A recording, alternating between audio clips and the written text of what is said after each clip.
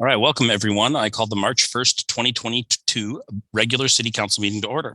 I now invite Councilmember Zorns to recite the Pledge of Allegiance. Please mute your microphones, turn off your video while we display the banner. We'll give everybody a moment to do that. Ready? Begin. I pledge allegiance to the flag of the United States of America and to the republic for which it stands, one nation, under God, indivisible, with liberty and justice for all.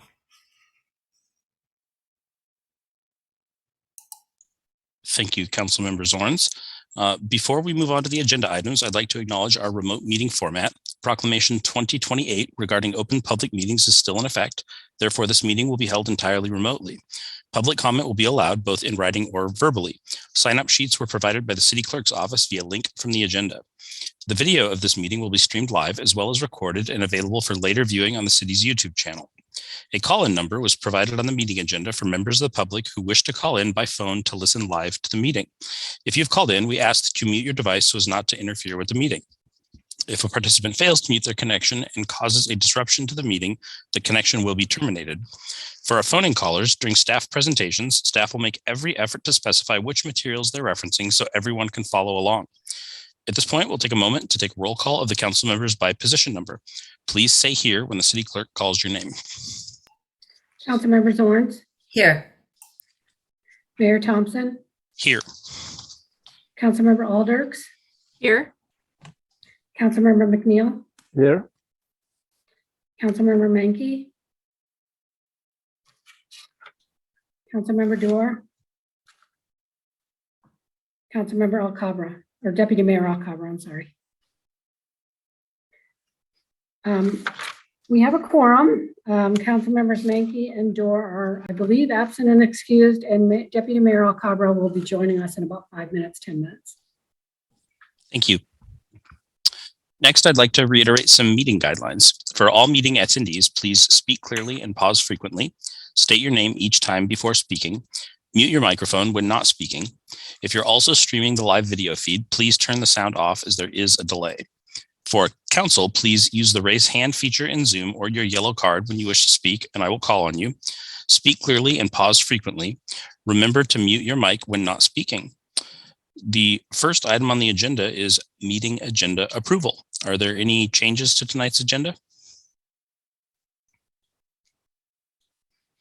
Okay, the deputy mayor mentioned that he wanted to move Agenda Bill 22030 and kind of roll that into the discussion around Agenda Bill 22034, as they're fairly similar.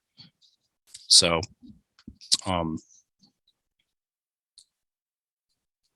guess we need a motion and a second. Interim city manager.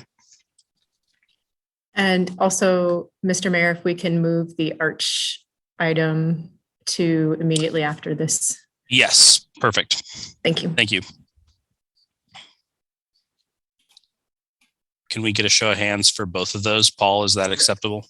Well, in terms of, because one item is already on the consent agenda, any council member can pull it. Perfect. And so yeah. Perfect. So I've pulled that. Does anybody have an issue with moving Arch up to the very beginning? Perfect. I do not see anybody dissenting. So I will move directly on to that. And that is, hang on, I'll get the agenda bill here before too long. Agenda Bill 22035, consideration of a resolution authorizing city contributions and budget allocations to a regional coalition for housing for administrative budget, housing trust fund, and projects as designated in the 2021 work program. And I believe we have somebody here from Arch to present. We do, Mayor Thompson. We are trying to panel them in right now. So perfect. There you go.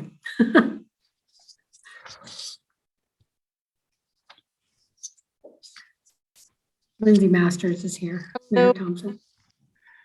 Hi, Lindsay. Good evening. And in just a moment, Elsa Kings, also from Arch, is going to be joining me. We were just finding all the right login information.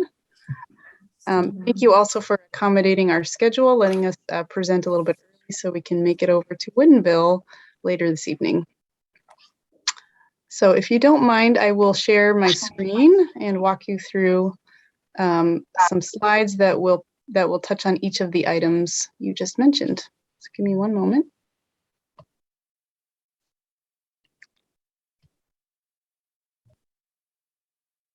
All right, does that look okay? Okay. So yes, our agenda tonight is, as always, coming to you to present our annual budget and work program. And this year we had a bigger discussion and evaluation around that than in past years. So we wanted to give you kind of a deep dive into a consultant assessment that helped to inform the budget recommendation this year. Then I'm going to hand it over to Elsa to walk you through the annual recommendations for the 2021 trust fund. And those are the projects that you help to fund with local funding sources in a pooled program. And then finally, we will talk to you briefly about a minor amendment to the Arch interlocal agreement that was recommended by our executive board, primarily concerning the Citizen Advisory Board and renaming that to be a Community Advisory Board. So I'll start right away with the budget evaluation. We had the opportunity last year to join on to a grant partnership with the Housing Development Consortium to look at various forms of sub-regional collaborations and opportunities for cities that aren't part of Arch and aren't part of the South King County version of Arch to gain support, either from participating through Arch, partnering with Arch in different ways, looking at partnerships with the county, all kinds of exploration. So we had joined that grant, and as a benefit of that, we were able to tap into some consultant capacity to help us look at some of our own capacity, some of our areas of growth, and all that was meant to inform our own board about whether or not new partnerships with other cities, such as Shoreline, for example, would be something we could entertain in the future. So that was generally the purpose, and we brought Cedar River Group on as a consultant, and they helped us do a pretty in-depth set of interviews with our board, staff, the development community, and some other stakeholders, and then look at really some data around what the trend in our work has been and some recent changes kind of in the landscape of our work. So obviously you all know this. Their first finding was that there's a dramatic need for more affordable housing, and it's growing fast. You can see on the chart here that there has been a steep loss of housing affordable to those at the lowest end of the income spectrum just in the last 10 years, and that there is a massive influx of new jobs that is causing that trend to accelerate. And so that pressure at the lowest end of the spectrum is growing. They took a look at kind of our past track record and accomplishments. They documented a lot of that. I'll note their full report is in your packets. It was attached in our memo to you if you have any interest in looking deeper into that. But they took a look at what our partnerships, our collaborations have produced. We've got roughly 5,000 units that have been created through, again, those local investments in the Housing Trust Fund. Those local dollars have been leveraged 10 to 1. We have now put local incentive or inclusionary programs in place in 10 different jurisdictions. And that over the last 2.5 decades has created 2,800 affordable units within private developments. We have built up our systems for monitoring those units and all of those contracts with projects to make sure affordability continues long term. And then we also have a unique program that assists low and moderate income households to achieve home ownership. We help a lot of first-time home buyers, and we view that as a really successful program to help create equity for folks who wouldn't otherwise have access to home ownership. And then our kind of the metrics around our policy and code work, we have cumulatively worked on over 50 different policies, plans, and code amendments within our member cities, and more every year. So regarding kind of input from stakeholders, they talked to a lot of different folks. Primarily, we started with talking with our own member cities, staff and board, a small number of elected officials, and we have received generally very positive feedback at how we are doing administering existing programs. Some of that feedback was also, we know your staff are fully utilized, and sometimes we know that, you know, we can't place too much expectation on you to support all the things we would like to be doing. Developers gave us really good feedback, particularly those who are navigating the funding process, view us as a very good and easy funder to work with. They view our money as really essential to helping bring in other funders and investors into projects. And then there were certainly some viewpoints that with the way the need is growing so dramatically in the region, that art should be really taking more of a growth mindset and looking at how we can scale up some of our own activities to help meet that need. Looking kind of closely at just the staffing levels in particular, and this was really to help us look closely at what kind of a budget and staffing growth we might need to consider for the following year. We compared kind of long-term trajectory of our staffing levels, and between the year 2000 and 2021 is what you see in this chart. You can see a large growth in the number of trust fund contracts that we are doing the monitoring for. We also have gone from 2 to 10 cities that have incentive programs, and accordingly, all those contracts that come along with those. So pretty significant growth. During that time period, we have had one staff person running the trust fund program with all that cumulative growth, and we have had one person supporting both all the policy and planning work and all of the administration of incentive programs. So those were two areas that really came out for us as areas of significant need, where we had stretched our staff capacity as far as it could possibly go, and we're probably at a point we needed to look at adding more. So this was the recommendation that the executive board came together on, and you see those two positions in red highlighted there that were meant to address those very needs that I just talked about. So trying to catch up to the level of transactions and monitoring that are coming out of the trust fund program in the last 25 years of investments that all of your cities have made in those projects, and then also creating some dedicated capacity to help administer all the incentive programs that we know are really important for you to be able to capture affordability in the development that's coming into your cities. We are very excited to start seeing some of that in Bothell as you get inclusionary zoning in place and as you get the multifamily tax exemption program going. And so we're excited that we'll have the staff capacity to actually implement all that really effectively. The board also discussed, the fact that we know 2 FTE doesn't solve all the need out there, and that we want to plan for some additional growth in the future, but that we want to phase that in gradually, in part, obviously, because there's the budget realities for some cities about how to come up with the additional dues to pay for these costs. And then also, so we can have time to adjust, see what the additional staff are capable of taking on and kind of where our priorities might shift in the coming years. So the position you see in light blue there is one that we envisioned coming in the following year, but we will have further discussion, and the board will certainly have a lot more discussion about where they want to come down on a final recommendation for 2023. The other really important component of the discussion and the evolution that occurred through this process was a shift in how we are looking at member dues. Up until this last year, we have always assessed dues on a straight per capita basis.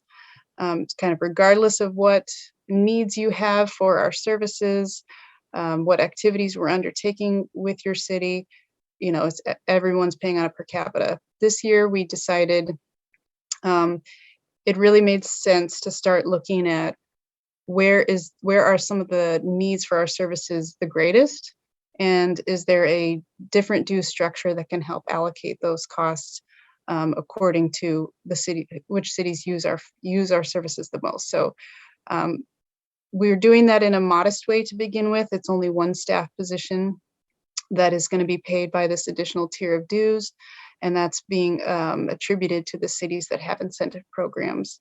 We also, within that tier, have tried to create proportionality so that cities that have many projects that we are supporting in their program pay a little bit more than those that have just created their program for the first time, don't yet have a lot of projects participating yet. We also had the fortune of the year before implementing an administrative fee in our homeownership program that has created enough revenue for us to use that to fund one whole position.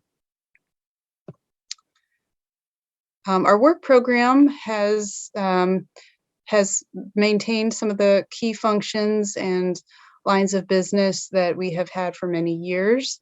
And really, we're just looking at how do we modernize a lot of the programs that are in place? How do we help you scale them up to respond to all the need? And then certainly calling out our priorities for the year within that work program. So in this coming year, and a lot of this is work that's already started, we are expecting we'll be providing housing needs analysis for all of our cities who are going to be working on their comp plan updates.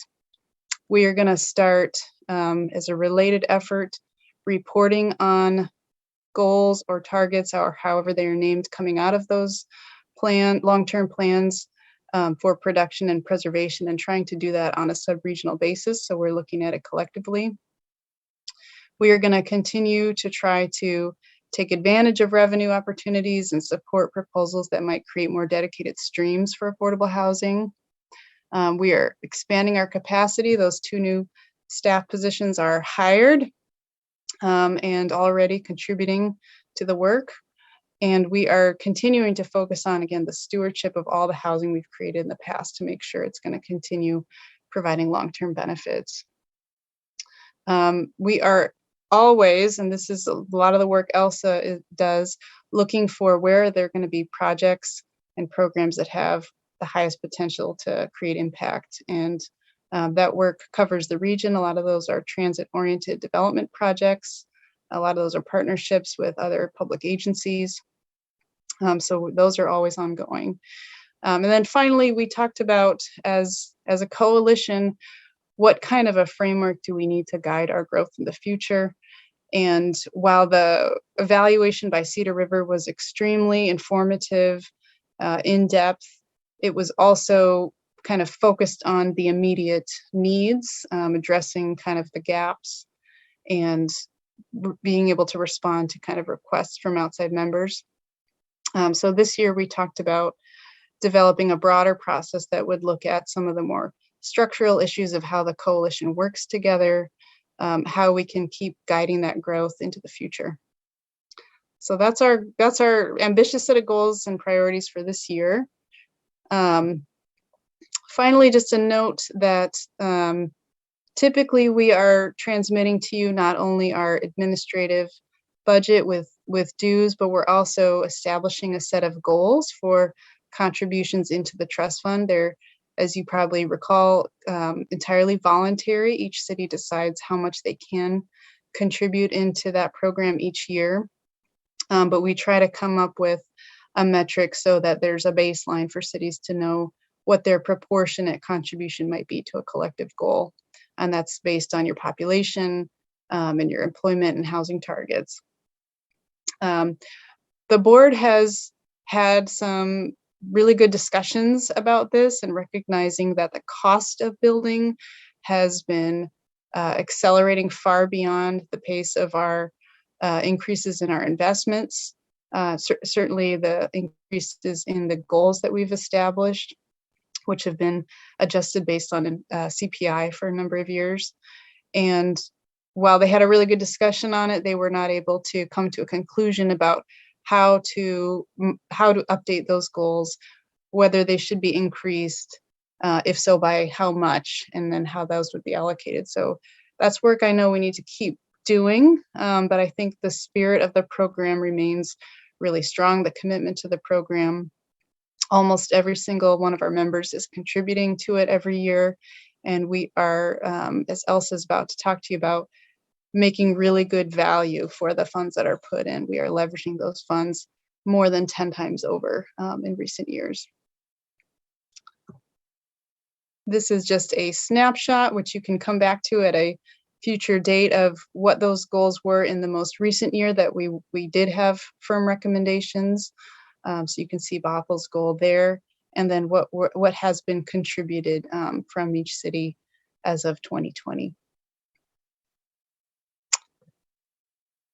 So as I mentioned, we're going to be continuing to look into the future on this, figure out how we can grow this program as the cost of doing the projects goes up, as the funding landscape becomes more complicated, as our projects are navigating a much more difficult construction market, all those challenges.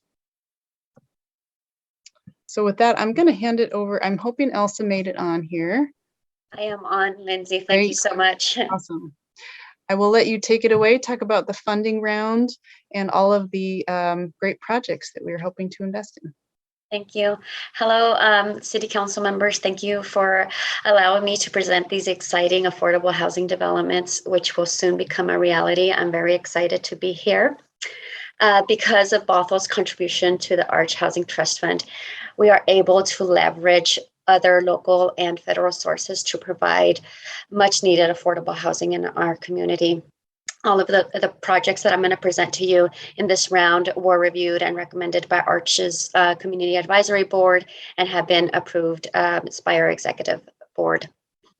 During our 2021 Housing Trust Fund round, Arch received 5 applications totaling just over $3.8 million, and which would culminate a total of 351 units of affordable housing. One of the projects withdrew their application due to timing and site control issues, but since then we have heard that they might return in 2022, which is very exciting. One of the projects was also a project that was previously funded in 2020, but due to cost increases, they found themselves in a position where they had to come back and ask for additional funding. And we'll talk more about that project shortly. In addition to the applying to Arch Housing Trust Fund, these projects also applied to the state and the county for funding. Most of these projects were successful in obtaining that funding from those sources as well. Thank you, Lindsay. In 2021, the Housing Trust Fund had $6.1 million in available funding.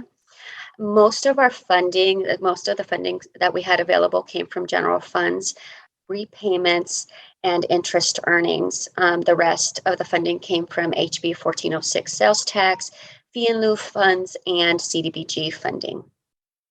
And there you can see the percentage. Thank you. As previously mentioned, Arch funding is highly leveraged by other private, local, and federal sources. For every $1 of investment, we leverage $14 from all other local funds. So that is quite a leverage rate. Most of this leverage funding comes from low-income housing tax credit equity and tax-exempt bonds. Many of our projects, as previously mentioned, also include funding from the county and the state through the state's Housing Trust Fund and the county's Human Services funding. And in addition, one of the really exciting things about this round was that the city of Bellevue, through their 5090 funds, was also able to provide some funding towards some of our projects, which also created additional leverage. Other sources of leverage include sources such as developers' equity contributions and capital campaign contributions from developers' own capital campaign projects. Thank you, Lindsay. With all that said, I would like to take a minute to give you a high-level overview of the projects that applied during this funding round. As previously mentioned, the Horizon at Totem Lake project was one of those projects that applied for 2020 funding round and was awarded, but due to cost increases and other factors, they came back to us this year to reapply for additional funding. The Horizon at Totem Lake project is a large development in the Totem Lake neighborhood of Kirkland. It is right off of I-405 on 120th Avenue Northeast. The development is a partnership between a nonprofit, Horizon Housing, and a for-profit developer, Inland. The project, it will construct 300 units of affordable housing, which will include everything from small studio units for couples and individuals to large 3-bedroom units for families. So it's quite a range. The project will serve residents at income levels ranging from 30% of area median income to 60% of area median income. It will serve that low 30% AMI that it's so hard to serve at this moment in time, and highly necessary and needed. 30% of the units will serve homeless families. And the Totem Lake project, as I previously mentioned, was awarded funding in 2020, $4 million, again, due to construction cost constraints, and other factors. They found themselves in a position where they needed additional funding, so they came back to the trust fund this year for an additional $1.5 million of funding. And they also applied to King County. Our next project is the Friends of Youth project in Kirkland. It is in the Houghton neighborhood, and as you can see from the slide here, it's a very well situated that has close access to several shopping centers and is in close proximities to various schools and continuing educations and community colleges. The project itself is a rehab of 14 units for young adults. The project itself will serve residents or young adults at 50% AMI. However, Friends of Youth plans that the residents at this facility would probably have incomes less than the 50% AMI. The project is estimated to complete construction in 2022, and this is one of those projects that also applied for and was for King County funding and was successful in obtaining that funding. They have applied to ARCH for $675,000 in funding, and this would be in addition to a previously awarded $250,000 in 2005. The next project that I want to talk to you about is the Leo at Trailhead project. This is a project in Issaquah. It is very nicely situated in what will be a large new development in Issaquah. It is a large partnership with King County, and the project is situated at what will be the future rail station in Issaquah. The Leo at Trailhead project itself will have a total of 15 SRO units for developmentally disabled individuals plus 1 manager unit. The Leo at Trailhead has applied for a $250,000 secured grant from Arch. And this project will serve individuals at 30% AMI, which is that low income level that is very hard to serve, but very, very necessary. The estimated completion date will be in the winter of 2024. The next project that I'm very excited to talk to you about is the LifeWire Hope Starts Here project. So the LifeWire Hope Starts Here project is a project in the city of Bellevue. Due to the population that it serves, the exact location of the project is confidential. The project will have 25 units of emergency and transitional housing for domestic violence survivors, and the unit mix is 1 and 2 bedroom units. It will serve individuals at 30% and 50% AMI. Some of them would be at risk of homelessness or exiting homelessness, and they have applied to Arch for $750,000. And in addition, this is one project that also applied for the city of Bellevue funding and was successful in obtaining funding from all the state housing trust fund, King County, and from Bellevue. So this is a highly leveraged project. This is a project that is very important to the community, and it is one of the projects that will begin construction in hopefully the next few months. The last project that applied for funding was Attain Totem Lake Sixplex. The project sponsor was Attain. The project is in Kirkland. It is very well situated. This is one of the projects that we are not recommending for funding. It's a great project. We really like where it's heading. However, we felt like there's some additional concerns and possibly some additional information that is needed. The Attain Housing applied for $650,000 from Arch. The project would serve transitional homeless families. It's a sixplex with 2 bedroom units, and it'll serve residents at 30% AMI. We are encouraging the applicant to reapply to us in the next round.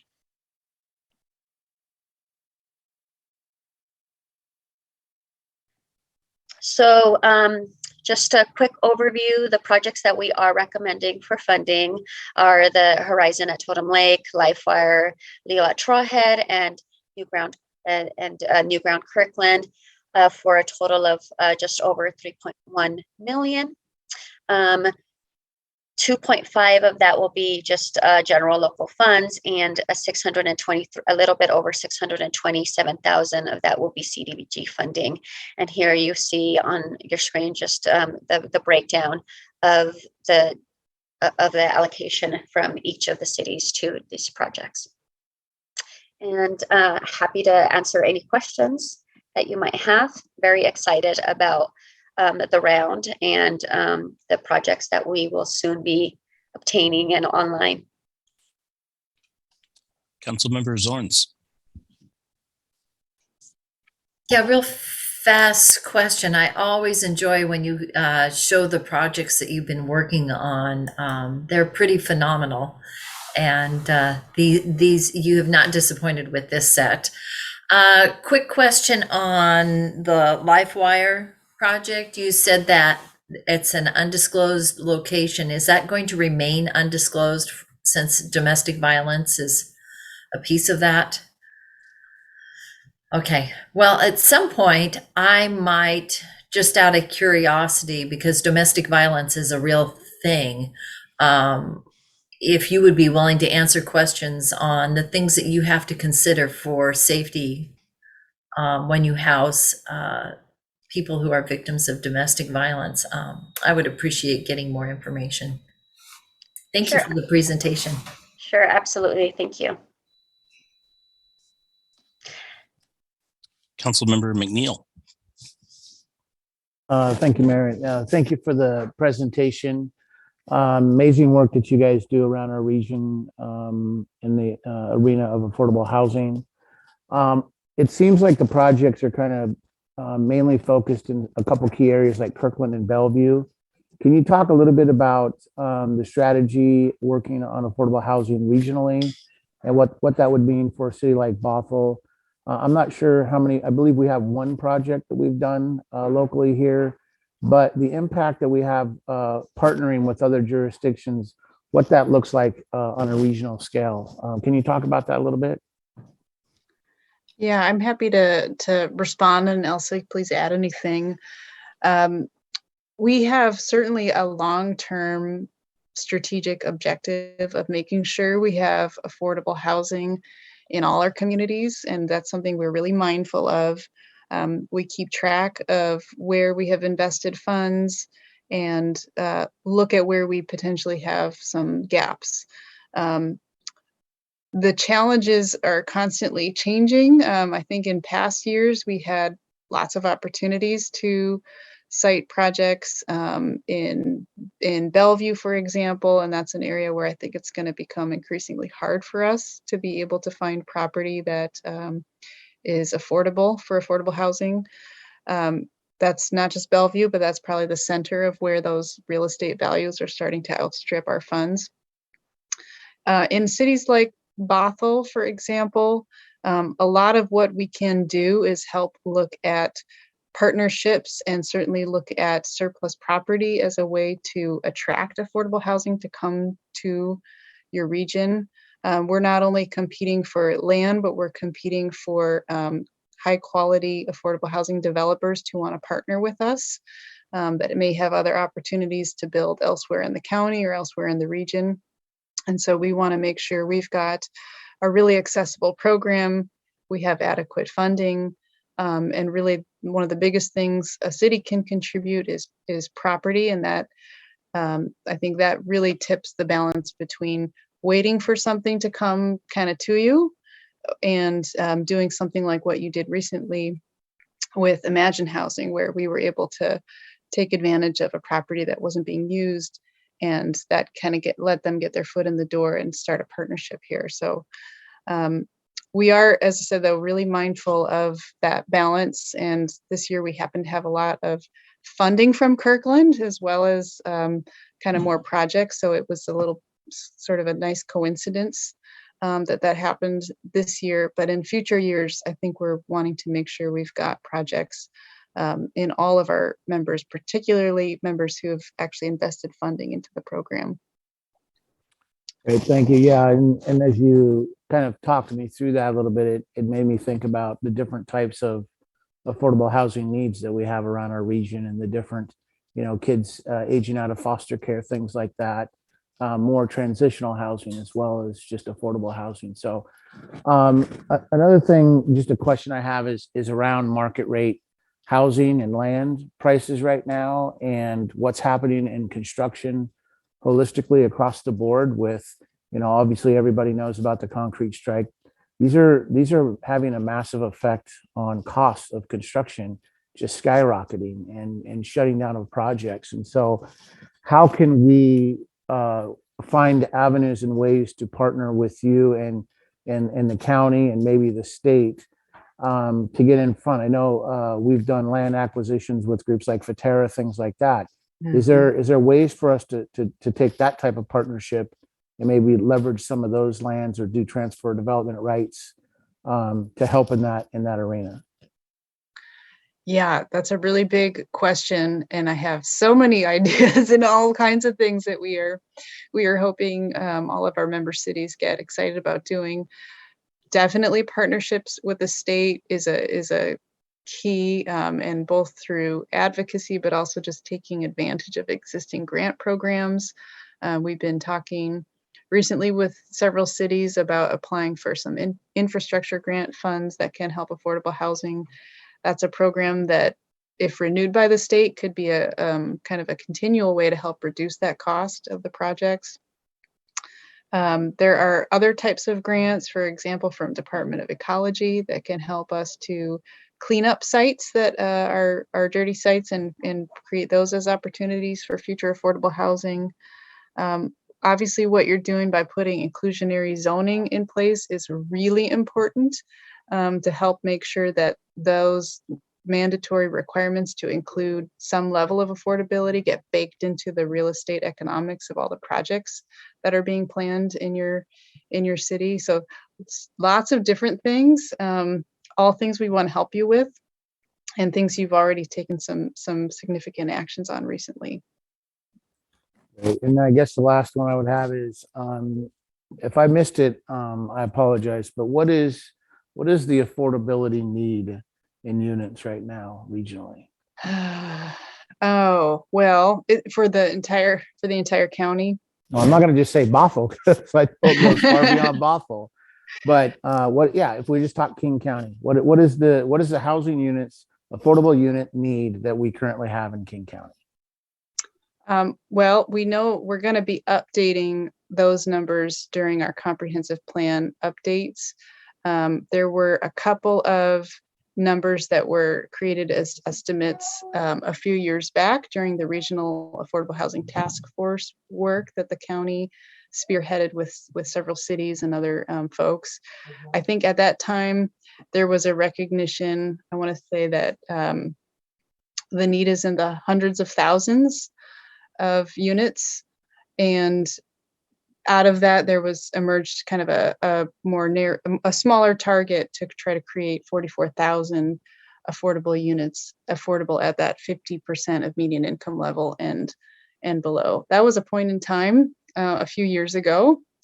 I would suspect that's grown since then, and that was, a target below the need. So it's going to be a big number. We did do some work recently with the Housing Development Consortium to help them do some analysis on their own. They came out with some numbers for a part of East King County, but that didn't include Bothell. So we're going to have a more comprehensive and holistic set of numbers when we finish the housing needs analysis this year for the all of our member cities. And that's going to feed kind of out of those countywide planning policies that talk about goals for the entire county. So that's a long-winded answer of not giving you a number, but the number's coming, and you already know that it's a really big number. I know it's a big number. It's a daunting task, but your work is amazing. Continue the great work. And I would just say, hopefully we can all be looking at the 2050 benchmark, which is going to bring 1 million more people to our region. So thank you. Thank you. Councilmember Aldrichs. Thank you, Mayor, and thank you, Lindsay, for this presentation. It's really useful. I was formerly a planning commissioner here in Bothell, and I never necessarily got the big overview of Arch and all the things that you're able to do. And so this has been a very helpful presentation. Recently, when some of the legislation came up in the legislature, there was a number that was thrown out that was 250,000 units of housing that was needed in our area. And I admit, this is just quick and dirty math. This is just me, kind of combine, like looking at a proportional, estimate of what we would need to work on here in Bothell to take at least our fair share with the cities in the area. And my estimate was somewhere between 1,500 units and 2,500 units. For the city of Bothell. And that's a big lift, like you're saying, but you're also saying that you have resources, tools, and we have the ability to partner in various ways to achieve that goal. One of the questions that I have from your presentation, well, and also because I like quick and dirty math, and I will admit that it's just quick and dirty. That's all it is. I looked at the $80 million that you've been able to invest in projects in our area, and the number of units that you've built with that investment. And I realized it came down to $16,000 per unit, which is remarkably awesome in terms of the cost per unit and what we're getting from that. And so I just think it's a testament of the quality of your work that you're able to build affordably, economically, and the value that these investments into each unit brings to our communities is much, much beyond 16,000. We're getting a return on investment that's that, is people's livelihood and safety and childhoods and all of that. So I like to think of things in that number and make it real for us, right? And so I would like to do that again, if with your permission. What I wasn't able to do this previously, if we add up the number of units in these projects that you have presented to us tonight, how many units do these projects generate in total? Let me see. I think it was in. It's 351 units there in you go. total. Elsa. Awesome. Thank you, Elsa. 351. That's great. I'm going to go do some more just quick calculations to figure out price per unit. And like you've done in the past, I'm sure that it's going to be very impressive what you're able to do with these efforts. So thank you. And I look forward to partnering with you to meet our own goals here in Bothell. Awesome. Thanks. Deputy Mayor Alcabra. Thank you, Mayor, and thank you, Lindsay and Elsa, for the awesome presentation. I heard of Arch before. Like, I'm new to council. I heard of Arch. I didn't know that all the cool stuff until I read this massive packet and listened to your presentation. Awesome stuff. I have some questions just for me to understand better how a city's contribution plays in the overall Arch financing and how to make decisions. Like, for example, how do you allocate a city's contribution to a particular project? I saw at the end you had a table with each city and how much contributed to each project, and the projects weren't in Bothell. Priggs had to use Bothell's contribution. They were in Kirkland and Bellevue. So how do you determine the percentage that goes into a project? Sure. So it starts with kind of the philosophy of the program, which is an affordable unit created in the region benefits everyone in the region. And so, and then on the flip side of that, what goes into the program is what cities voluntarily determine they can contribute. So that's kind of the framework, the philosophy. And then so what that looks like in implementation is we look at what does each city have in their account? What have they been able to contribute in that year, plus any interest earnings or other things that might have help their balance grow.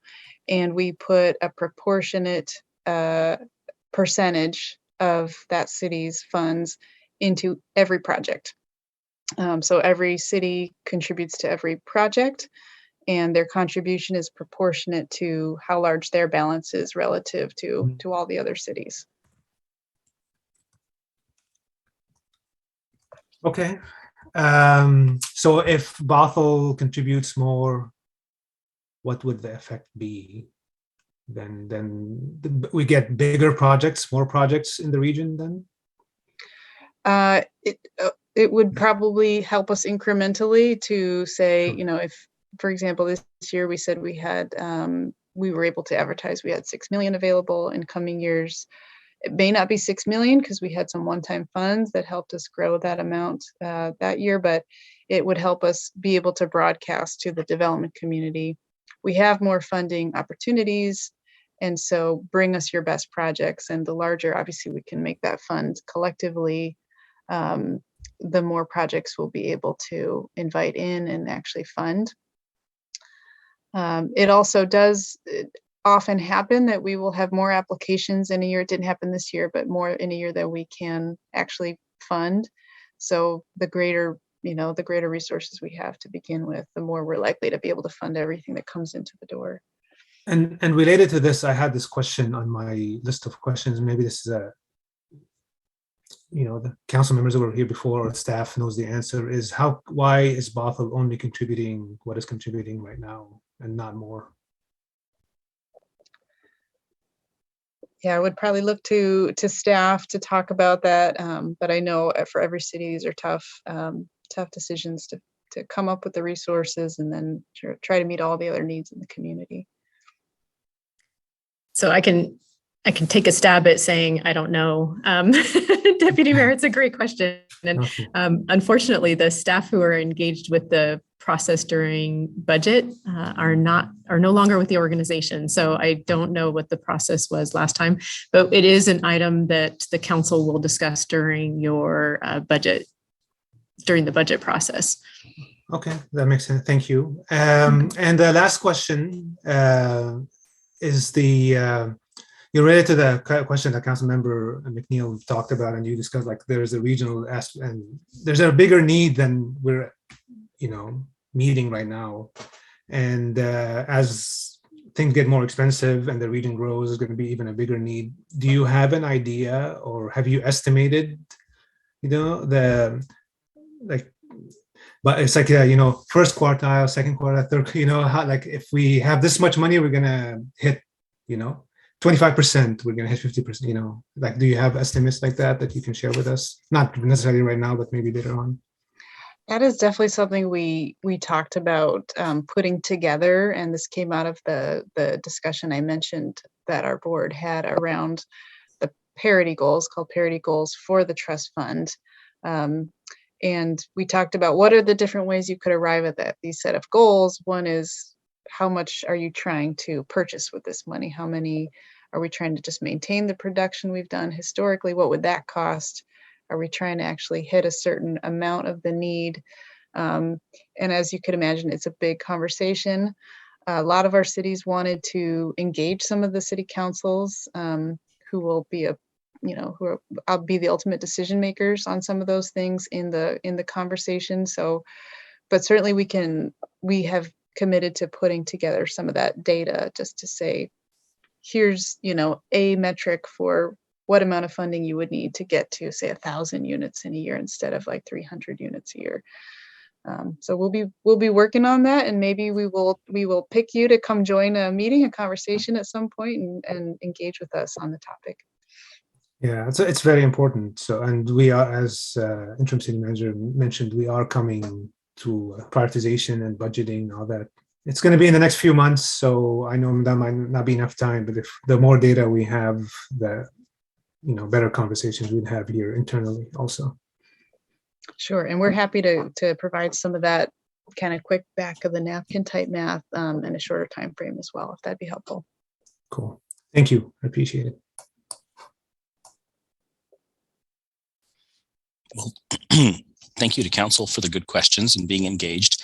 And Lindsay and Elsa, thank you so much for coming here tonight. I really, a lot of the specific questions I wrote down were already answered, but I guess kind of my big picture question is, like, aside from kind of what you've already mentioned, which is, giving land, contributing more money, things like that, are there any other policy changes that we can make to be a better partner for you?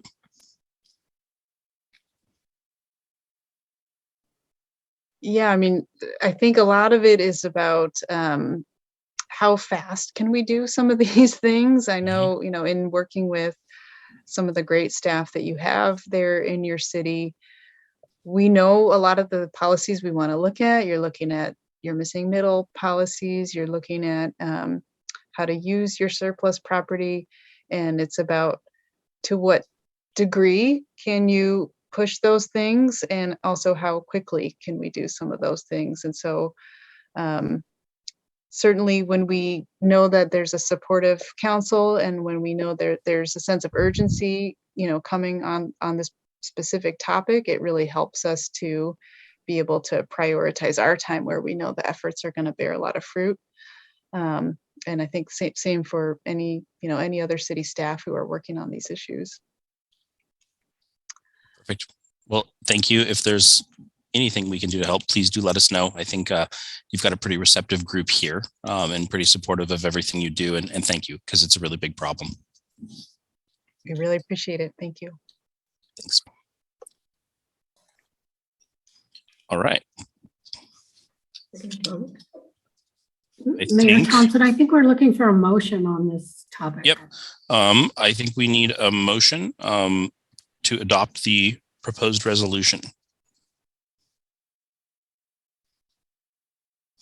Councilmember McNeil. So moved. Second. Thank you. All right, I have a motion on the table to adopt the proposed resolution to approve the Arch 2022 work program and budget, authorize payment of $93,127 for membership dues and $108,000 for housing trust fund contributions from city funds, to approve the Arch 2021 Housing Trust Fund recommendations and allocate $93,400 from the city's Arch Trust Fund account for the 2021 housing project recommendations. I have a motion from Councilmember McNeil and I have a second from Councilmember Aldrich. Please say yes or no when I call your name. Councilmember Zorns, Yes. Mayor Thompson, Yes. Councilmember Aldrich, Yes. Councilmember McNeil, Yes. Deputy Mayor Alcabra. Yes. Passes 5-0 with council members Menke and Dorr absent and excused. Thank you, Clerk. Thank you, Elsa Lindsay. All right. Next up, it looks like we have a presentation from the Chamber of Commerce, and it looks like we've got Brittany Caldwell and Carmen Dalazell here to present.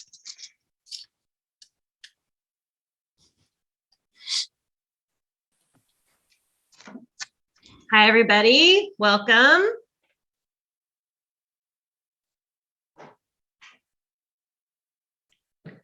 First of all, it's very nice to see you all. Thank you for having us. I know you've got lots of important business, and that was really, it's amazing to hear your commitment to housing. So keep up the good work.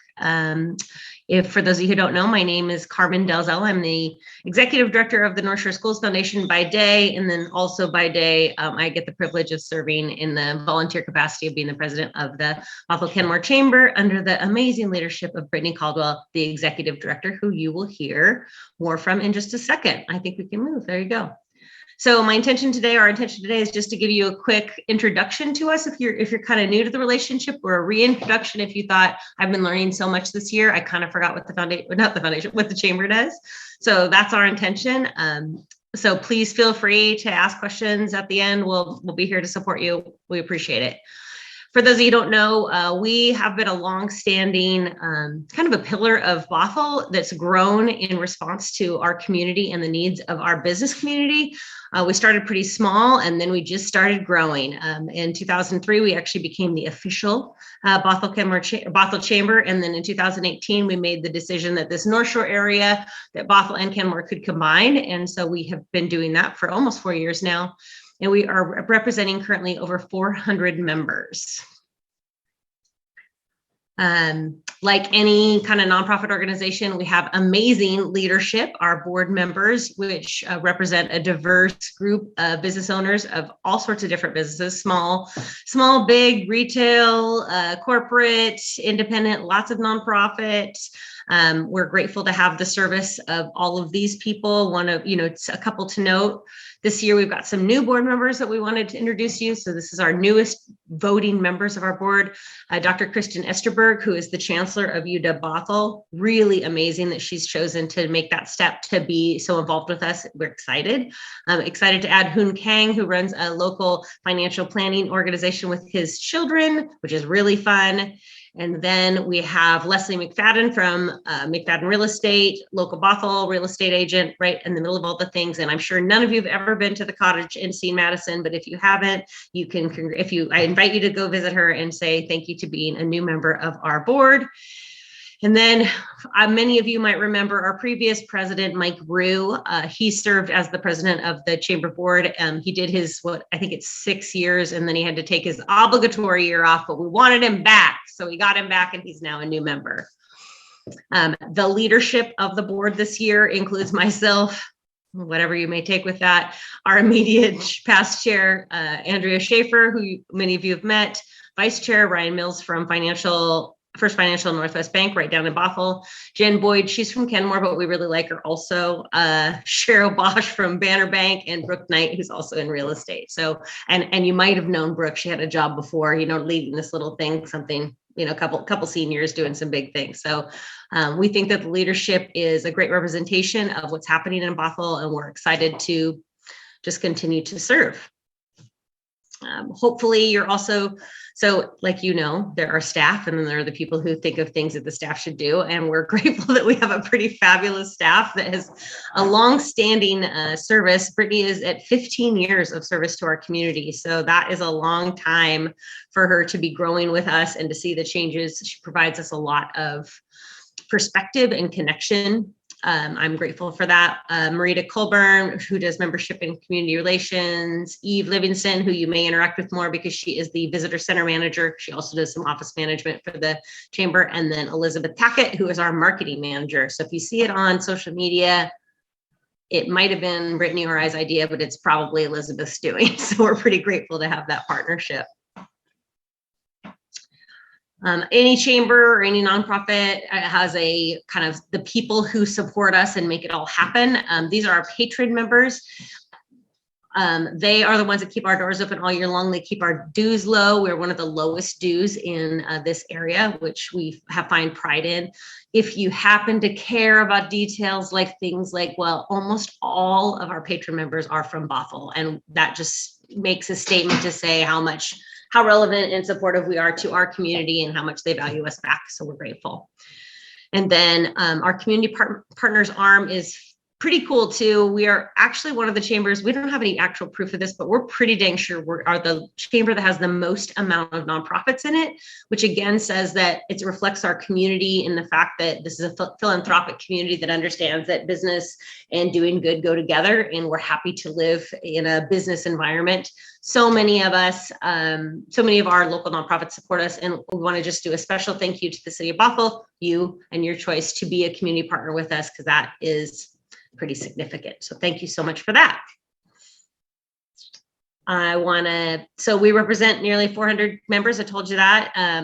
We're actively involved in economic prosperity, supporting and promoting businesses, that strategic partnership for our membership, and also developing an active and vibrant community. But we also love that you guys have decided to partner with us for the visitor center. That partnership makes what we do so vital and actually starts that economic engine, that process pretty cool. So people call us, say, hey, we want to find out about Bothell. We're able to tell them how cool the place is, how much we like you, all the cool things you're doing, and also about the local businesses that are in town that we can get active with, and they can just start being involved pretty immediately, because there's literally over 90 different opportunities each year for our members to connect. I thought it was 100. So, maybe COVID slowed us down 10, but we're trying to be available. That average is almost 2 a week of ways that you can get connected with the chamber and this local business community. So we are your local Bothell Visitor Center. Again, thank you so much for that partnership with the Begin at Bothell, which I really like. It's really cool. We are on Main Street. We are there sending out stuff. I think I already said it. We're sending out stuff to people whenever they want to know. That's what we do. If they want to know, we send it to them. And she's making me think. So I want to say thank you to Begin at Bothell. Oh, and I get to transfer it over. That's what this is. This is the transfer over slide to the beloved and the most amazing Brittany Caldwell. Thank you so much. Thank you, Carmen. Wonderful to see everyone here. It is my pleasure and honor to talk a little bit about our 2021 highlights. So like Carmen said, developing an active and vibrant community is what our chamber does. It is what we do in supporting our business community, connecting our businesses to our residents. And one of the ways we do that is through events. So like Carmen said, we did a lot of events in the last year. Those were in-person events, virtual events, hybrid events. We had to mix them up. So between our noontime networking, our downtown Bothell committee, after hours, State of the City of Bothell and Kenmore, business advocacy, general meetings, the list goes on. As Carmen alluded to, drum roll, it was actually in 2021 over 100 events. So we are grateful for everyone who endured the hybrid, in-person, and virtual. I know there is some Zoom fatigue out there, but we are grateful that we were able to have so many activities to bring our members together. So sharing a couple photos from some of the events that we had throughout the last year. Of course, lots of Zoom pictures And thank you to Mayor Thompson for providing our update at each of our monthly general meetings starting this year. So we are very thankful for that. Our community loves those updates and loves connecting with the city council members and hearing what the city of Bothell is doing. So thank you very much for that. We also had a lot of community events. So that included our candidate forum event, and many familiar faces here today. So for the city of Bothell and the city of Kenmore, we were able to host a virtual forum. We want our community to be informed when they go to the polls. So we really appreciate your support in making that event possible. And we also had our Flyaway 5K event. This was our second annual event hosted in the city of Kenmore and really supporting our entire Bothell and Kenmore community. So family-friendly event. We saw a lot of people turn out for this. They were looking for fun things to do with their family. It was a bit of a hybrid event where we had a kickoff event, and then we were able to tell people they could run, walk, or stroll anywhere throughout the Bothell or Kenmore community. We provided links to all the local parks, and it was a great opportunity to explore the outdoors. We also produced successfully two wine, beer, and spirits walks, one in the summer and one in the winter. And those were huge economic drivers where we were able to bring hundreds of people to our downtown core in downtown Bothell. So a couple of pictures here today to share. Hopefully you've experienced one of those events or seen the people eating and shopping in the restaurants.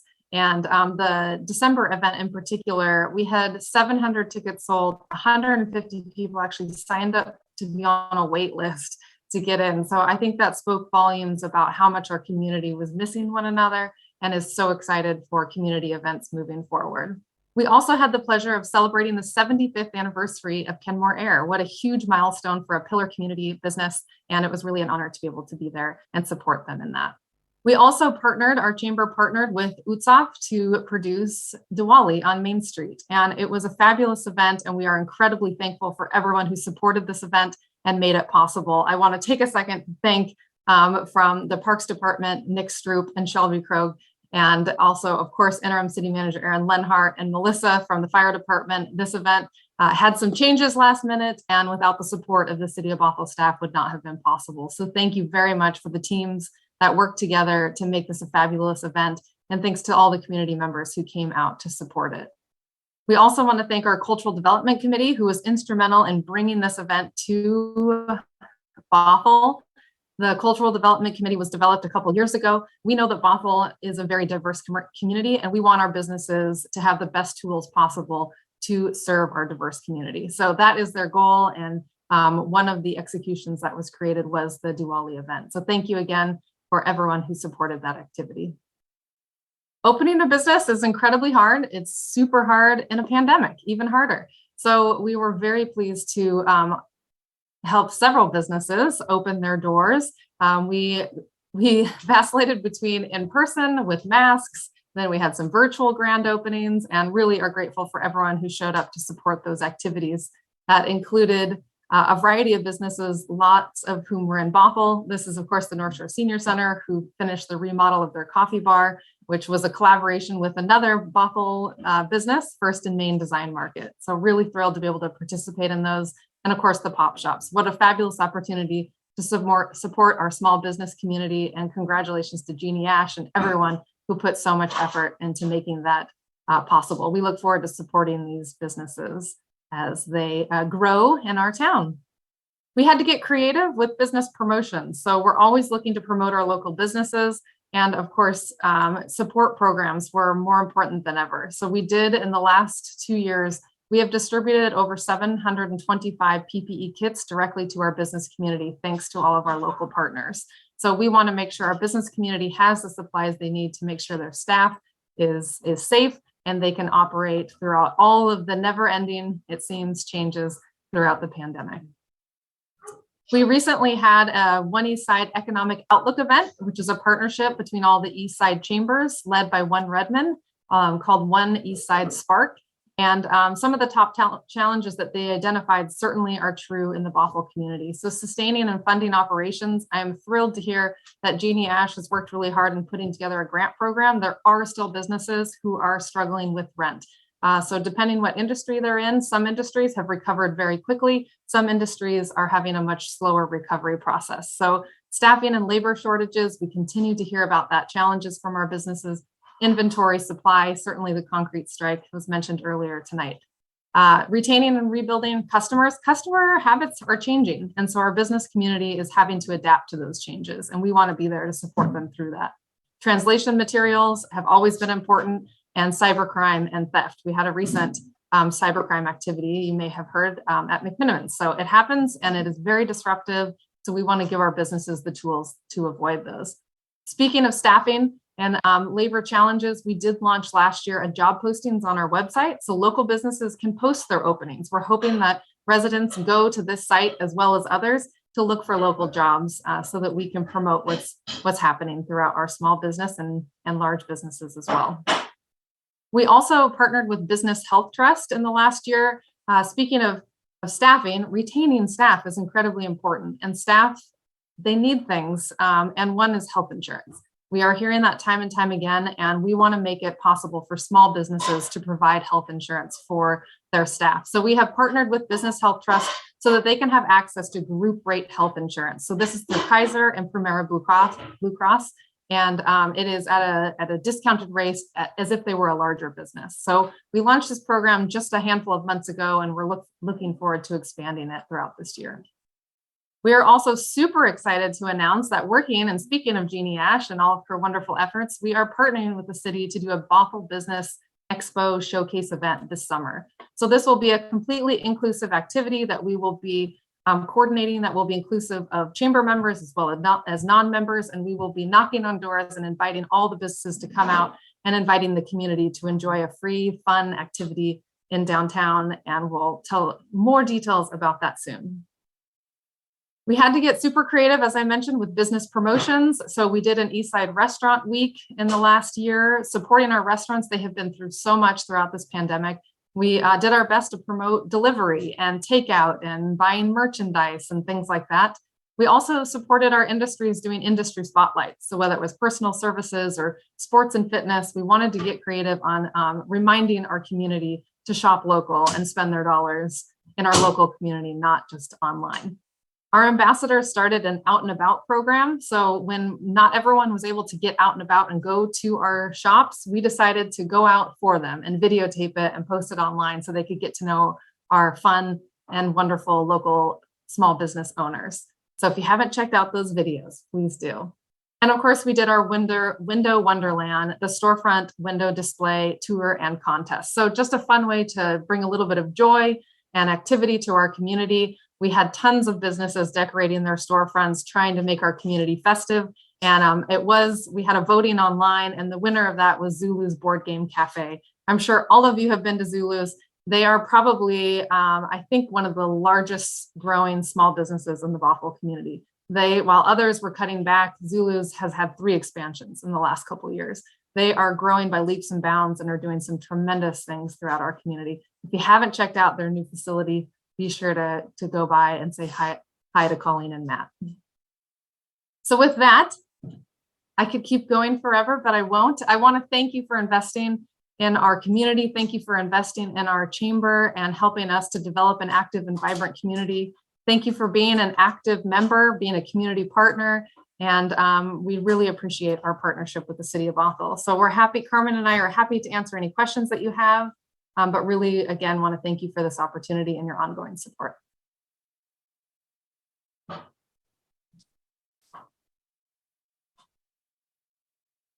Councilmember Zorns.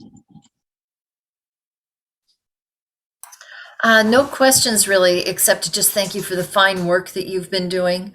And yes, I've seen a few of the out and about videos, and I don't know what you're doing, but they keep me engaged in it. So you're obviously having fun while you're doing it too. So I don't know if you had professional help in putting your videos together and transitioning into things, but kept me going. And I have been to most of the noontime networking, and I have just been really impressed with the creativity and community that the businesses in Bothell and Kenmore have done persevering through this. It's more, I'm going to tell the truth here. I thought if I heard the word pivot one more time during COVID, I was going to hurt somebody. But the flexibility that our businesses have had to do to succeed have just been very inspirational. And you've been an integral part of keeping them together with the things that are important for businesses. So thank you for what you're doing, and thank you for being part of Bothell and Kenmore. Thank you very much. Deputy Mayor. Thank you, Mayor, and thank you, Whitney and Carmen. It's awesome. I just met you recently, but I love all the work you all do. It's amazing. I especially love the cultural committee. Diwali was a sensational, smashing success, as they say in England. So I loved it. I'd love to see more of those in Bothell and Kenmore, in the area. And I've been talking to you and our staff also about these things. So to the extent that I can be of service, please do not hesitate to reach out. Thank you. Thank you. I'm looking forward to hearing more of the Deputy Mayor's British accent as we go through the next couple of years of council. Cup of tea. Councilmember Alders. Well, I've got my tea here. And just thank you so much for this presentation. I recently joined as a resident because I am the tiniest little smallest business owner you can imagine. It's just as a doula, my volume is not such that I can necessarily pay full rates. But as a resident, I do appreciate being able to be involved in the noontime marketing and the general meetings. And you said something really interesting to me, and I'd like to understand a little bit more about the health insurance for small businesses. Are there other chambers in the area that you know of who are also making similar deals? Because I'm going to be posting this to my professional network so they know that there is a way for doulas to work with their local business community to get health insurance. Yes, so previously it was the largest chambers only who were accepted into the program. So you had the Bellevue Chamber, the Seattle Chamber, and Economic Alliance Snohomish County. And last year, we are very thrilled that Business Health Trust made the leap to include the smaller surrounding Puget Sound chambers. So several chambers are making that leap. I know Kirkland has done it. I'm not sure which ones have, but they were all invited to do so. And of course, there are some stipulations that are outlined on the website, but we hope that it's a valuable resource for businesses.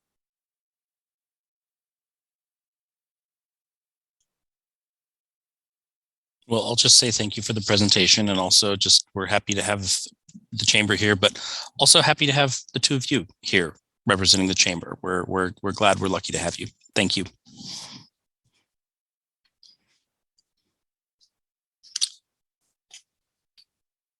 All right, I think next up on our agenda, we have Catherine here with a legislative update. Hello, yes, I am here. Thank you for having me again. It's been a busy 3 weeks in Olympia since my last update for you, and bills in the legislature that passed out of their House of Origin now have until March 4th to be passed by the opposing chamber. Unless it is a bill deemed necessary to implement the budget, such as House Bill 1990, sponsored by Representative Dewar. This bill defers sales tax for the 405 projects, and together with the Move Ahead Washington proposal, would close the funding gap for this project. There was a public hearing for this bill on February 23rd, last week. Shelley Helder represented the city and testified in support. And this bill still has several approvals to receive before being passed for sure, and it appears to be on track at this time. The Move Ahead Washington proposal also includes $10 million for community transit Swift Green Line expansion, which runs through Bothell. Bothell's project to widen the Bothell Way from Reeder to 240th is being built partially to accommodate the community transit buses, but our project was not included in the Move Ahead Washington proposal. Thanks to the diligence of Shelley Helder and our District 1 legislators, this oversight was brought to the attention of our transportation leaders, and the Move Ahead project list was then amended in committee and now includes $7 million for the widening of Bothell Way. However, the session doesn't end until March 10th, and there's currently a debate in the House regarding whether to fund Move Ahead Washington with a proposed export fuel tax or to divert funds from the Public Works Assistance account. This shift could impact the project list for Move Ahead Washington, and we are closely monitoring what's going on. In other funding news, at the beginning of the session, the city requested $600,000 towards the final phase of the North Creek Regional Trail. The House capital budget includes $500,000 for this, and the Senate capital budget includes $300,000. We will be urging our legislators to fund this project at the higher amount. And finally, the city is planning for a transportation demand management program in Canyon Park. Staff worked with Senator Stanford to request $250,000 for this TDM, and this amount was included in the Senate operating budget. That's it for my report this week. Thank you. Do you have any questions? Doesn't look like it. You were so thorough. We didn't have any questions. Well, good. And you also know how to email me, and I can answer them in the fly. Thank you so much. Thank you. All right. Next up, we have council committee reports.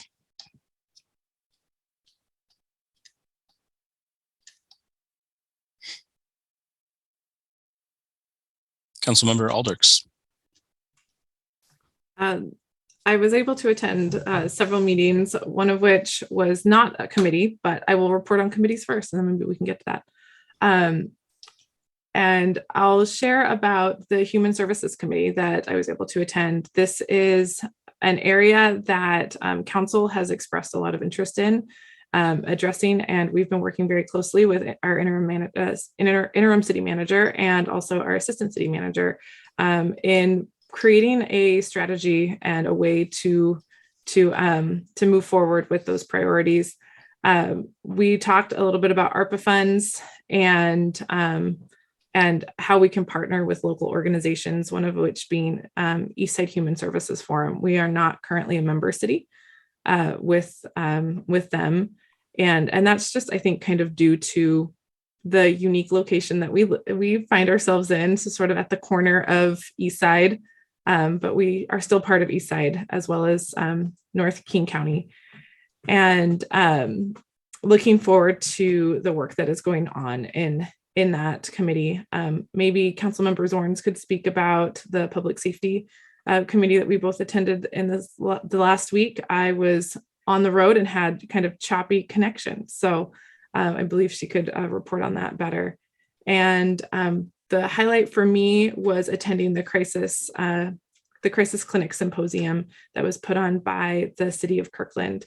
And that is the model that resonated with me most is when our community members are in crisis, we need to have tiers, a continuum of care and response, starting with somebody to talk to, somebody to respond, and somewhere to go.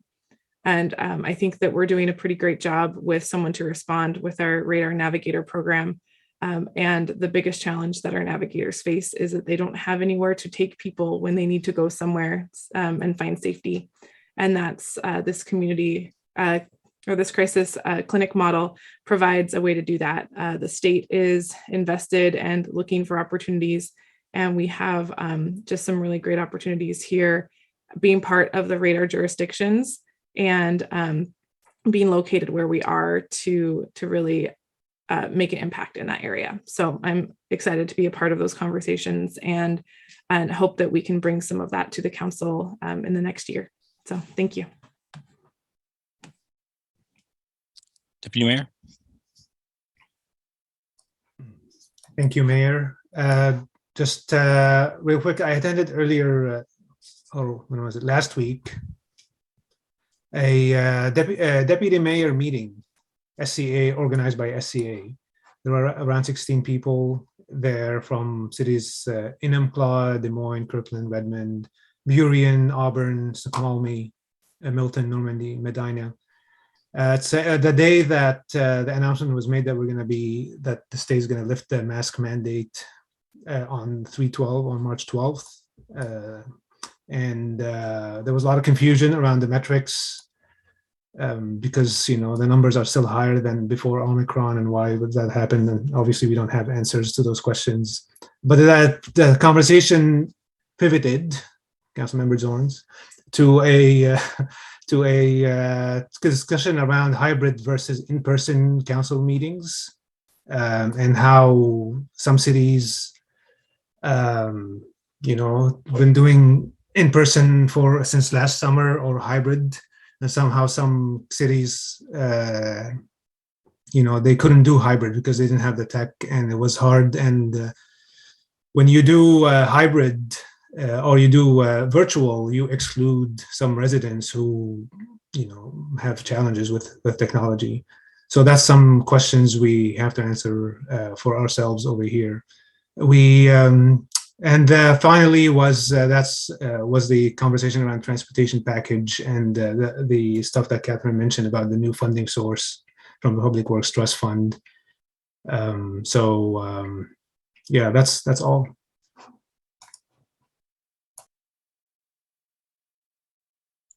Councilmember Zorns.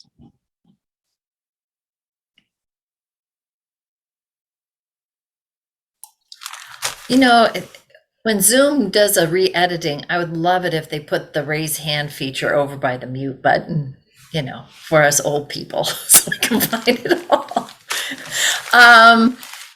Last week was supposed to be a week off, and there were like 4 meetings that or workshops that I sat in, and I thought, okay, well, it was good because I got a chance to focus on them. Jenny's recommendation about watching the Kirkland Symposium, do it. They went through, if you haven't done it, and the community, I don't know if the public could get a chance to look at those, but boy, they were phenomenal. The insights that from Florida, Colorado, Oklahoma, was that the other place? Arizona, Georgia. Yeah. Yes. It was fascinating. I took pages of notes. I had writer's cramp, but I think one piece that really stuck out with me is that when families are in crisis, they tend to look for the blue H sign and go towards a hospital to get, if they have someone who's in mental crisis and they're transporting a loved one to get help, they tend to go follow the hospital signs, which makes sense. But I hadn't thought of that before. And then public safety, also heroic. Someone was on her vacation and dialed in, so I appreciated everybody who was part of that. One thing that right now we have 14. It's really good that we started this discussion because there's a lot of needs for both police and fire, and having several council members that are sitting in on part of that conversation, I think is really important to know how things are going for them. Right now, there are 14 positions that need to be filled for our police department. And what I did not realize, they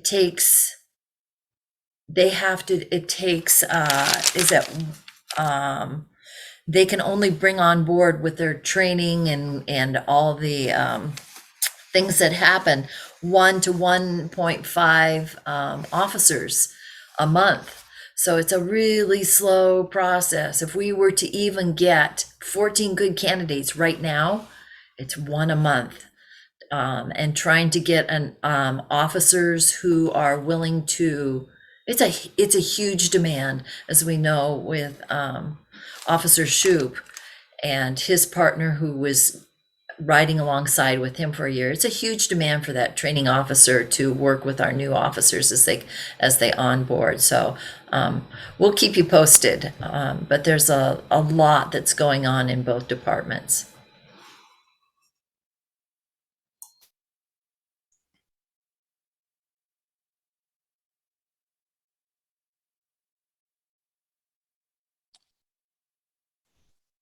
I I went to an event at Kirkland City Hall today with the governor to talk about a crisis care center for the North End to support radar. The good news is this is very much on the governor's radar, and there will very likely be some sort of crisis care center included in the governor's proposed budget for the next legislative session. Aaron and the other city managers have been doing yeoman's work, just getting this ready to go along with the county, and deserve a ton of credit for that. So thank you, Aaron. And I think we're well positioned to have to really help radar. And like Councilmember Aldrich said, give them some place to go. So I am pretty excited about that. I went, it was my first meeting on the Puget Sound Regional Council's executive board. Councilmember McNeil sent some great notes about that. So I'm not going to, redo the work that he did, but it's good to have two people from Bothell there now.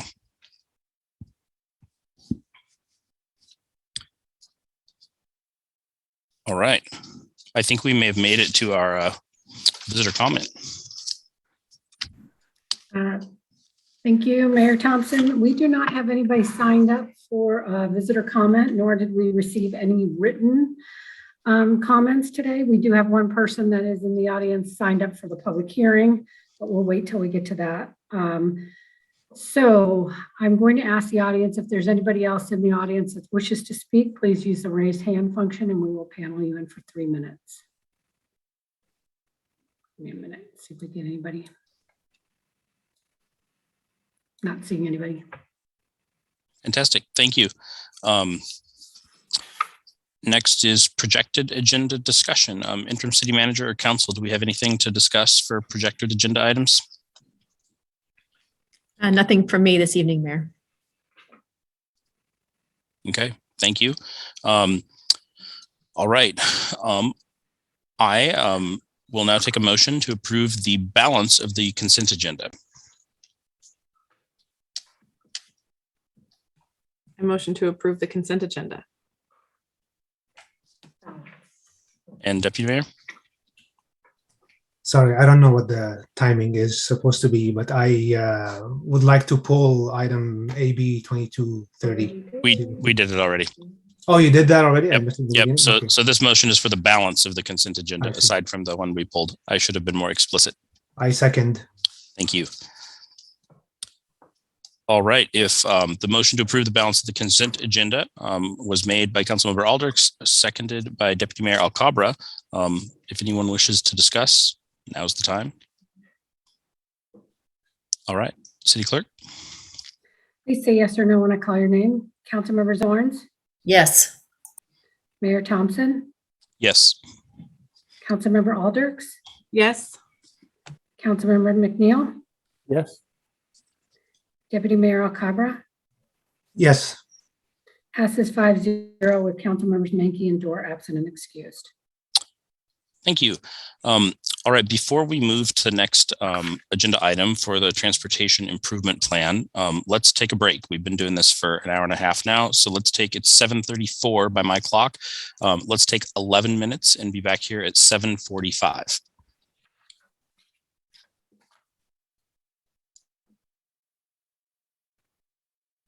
Recording stopped.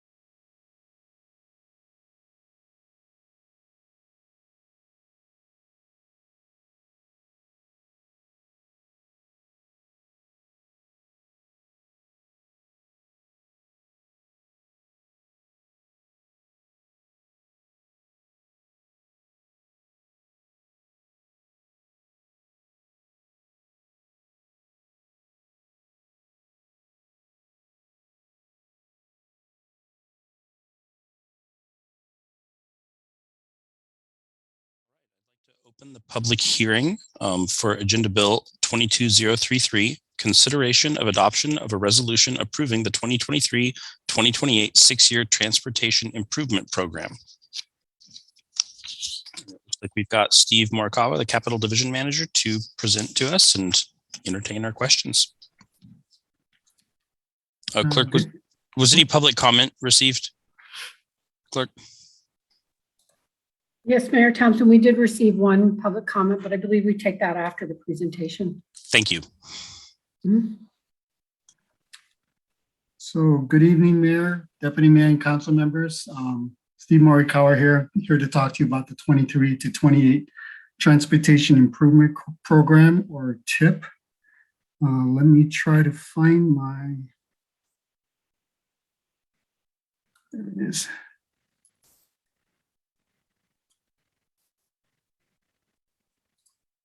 Okay, can you see that?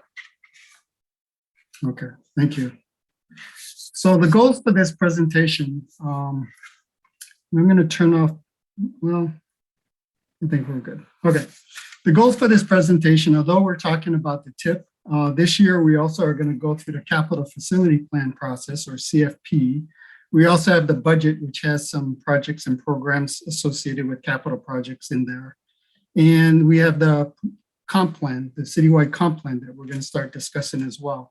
And they're all kind of interrelated. So I'm going to use this 6-year TIP as an opportunity to start this discussion, which I hope we continue as we go through the processes of the various, the plans and the CFP and stuff.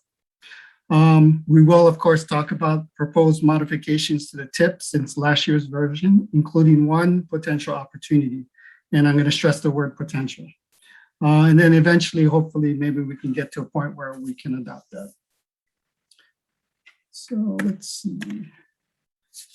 So the TIP is a planning document. It's not a funding document. It's actually the approval of the 2-year budget that funds projects, not the TIP or not the CFP, the Capital Facility Plan. It is a list of projects that or programs that we anticipate to work on in the next 6-year period. The TIP is required to be submitted to the state at least once each year by July 1st by RCW. And there are some grants, primarily state grants, that require you to have it on the TIP if you get grant funding for a particular project. So it is important. And interestingly enough, the council can change it as many times as it wants during any particular year, as long as you're willing to go through the process of a public hearing and voting on it. So typically there are planning efforts and documents, each with their own public and adoption process that identify and scopes out projects. As an example, there's the Imagine Bothell Comprehensive Plan, which contains sub-area plans like the Canyon Park Plan that just recently got adopted, and the Downtown Plan. There are utility master plans, water, sewer, and storm each have their own plan. Each has a capital section that identifies capital needs and projects for their systems. Parks and Recreation and Open Space has the PROS plan. And, you know, once in a while, we even get to build facilities like City Hall, or in this current biennium, working on fire station rebuilds. So those get put in as well. Once in a blue moon, so to speak, like several years ago, I think the council asked us to kind of identify top 10 congested areas. And so sometimes the result of those analyses will generate projects that make their way into the Capital Facility Plan or the TIP. Programs, capital programs are kind of an interesting animal. They're actually addressed in the budget. They're not in the Capital Facility Plan, but we typically talk to them as we work our way through the Capital Facility Plan, because there's a lot of interaction between the funding as well as the projects themselves. I'll talk about that a little bit more. So these plans and processes feed into the Capital Facility Plan. And here in Bothell, we do a very involved Capital Facility Plan that runs in conjunction and feeds into the 2-year biennial budget. The CFP and the 6-year TIP are somewhat redundant in that fashion, because the Capital Facility Plan has a subsection of transportation projects that essentially is the 6-year TIP. And they do the same thing. They essentially identify transportation projects we're going to work on over the next 6 or 7 years. So after we get through those planning processes, the capital facilities plan feeds into the biennial budget, which toward the end of this year will be adopted. And by then the capital facility plan has been looked at, approved, and kind of feeds into it.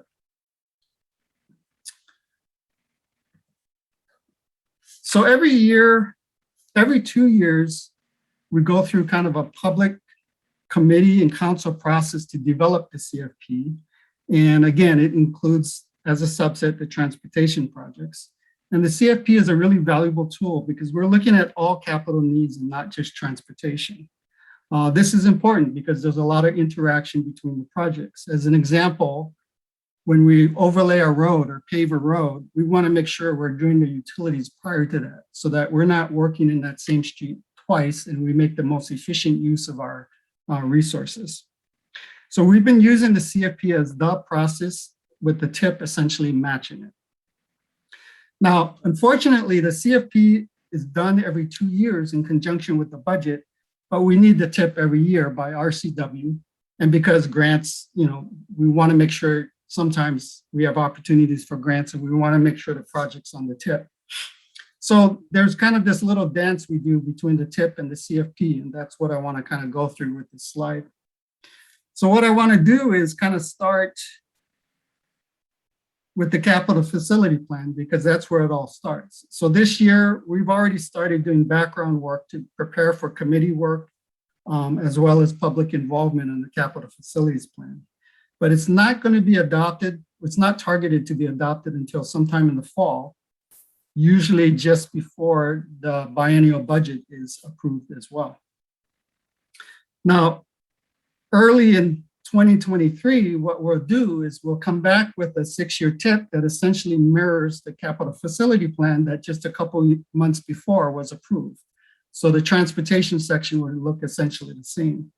And that will meet our yearly requirement for the 6-year TIP. And then in early 2024, we're going to start all over again and do the capital facility plan, but we still need to submit a 6-year TIP for that particular year.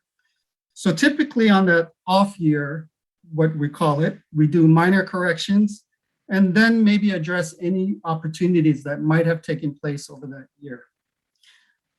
So the current TIP that we're coming forward and talking to you today about is essentially the same thing. This is an off-year TIP that essentially mirrors the last adopted CFP. And we're just going to make minor corrections for projects we've completed or whatever, and then maybe address some opportunities. But we really want to use the capital facility plan process to identify, prioritize, and plan out our next few years.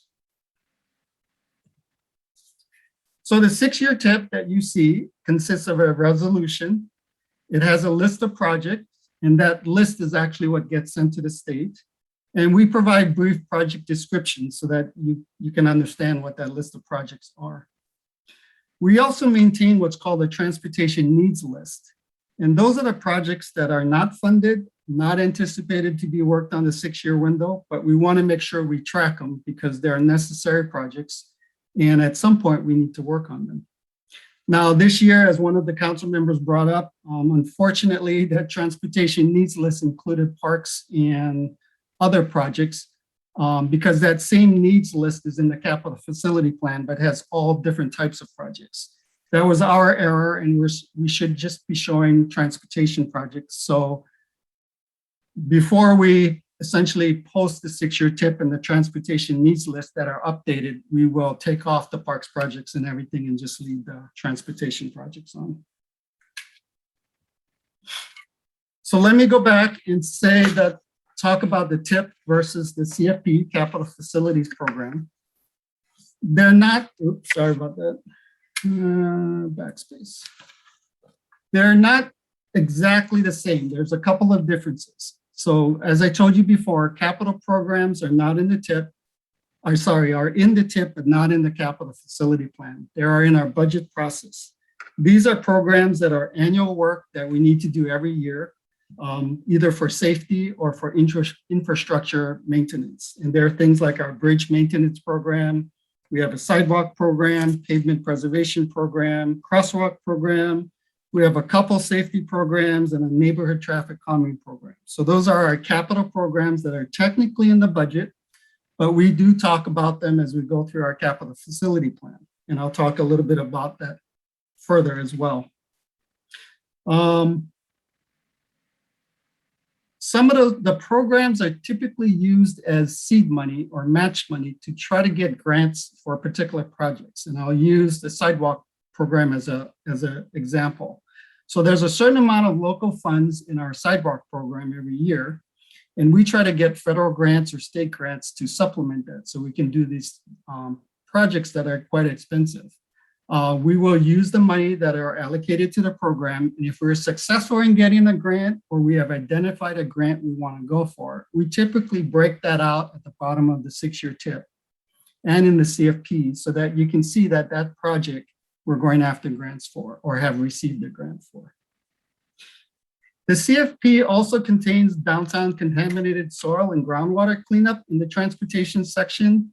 And I got to tell you, about 10 or 15 years ago when we started that, there just wasn't a category in the CFP to put it under. So we stuck it under transportation, but it's really not a transportation project. So those are the two real differences between the CFP and the TIP, basically.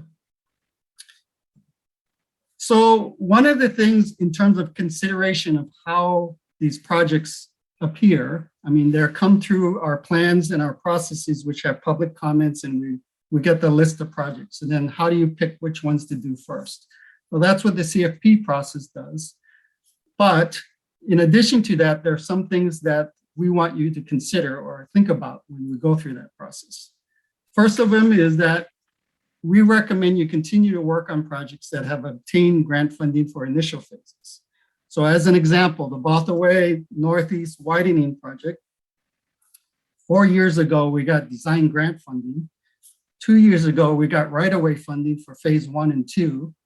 And this year, in 2022, we're going to be looking for construction funding that we can't start spending until 2025 and 2026. There are requirements for grant funding. You have to meet targets and deadlines. You don't have forever to finish a project. And if you don't ever finish a project, there's a likelihood that you would return those grant funds. So once we start a project, we're recommending that we kind of work our way through to finish the project. I talked about programs. Programs are very important to us because they provide seed and match funding. And that's the local match that often helps us get grants. There are very few grants out there that are 100%. Most of our federal grants are 86.5% or 80%, even if we get appropriation.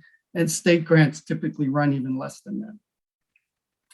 And then once we have a prioritized list, what we also recommend is a little bit of flexibility.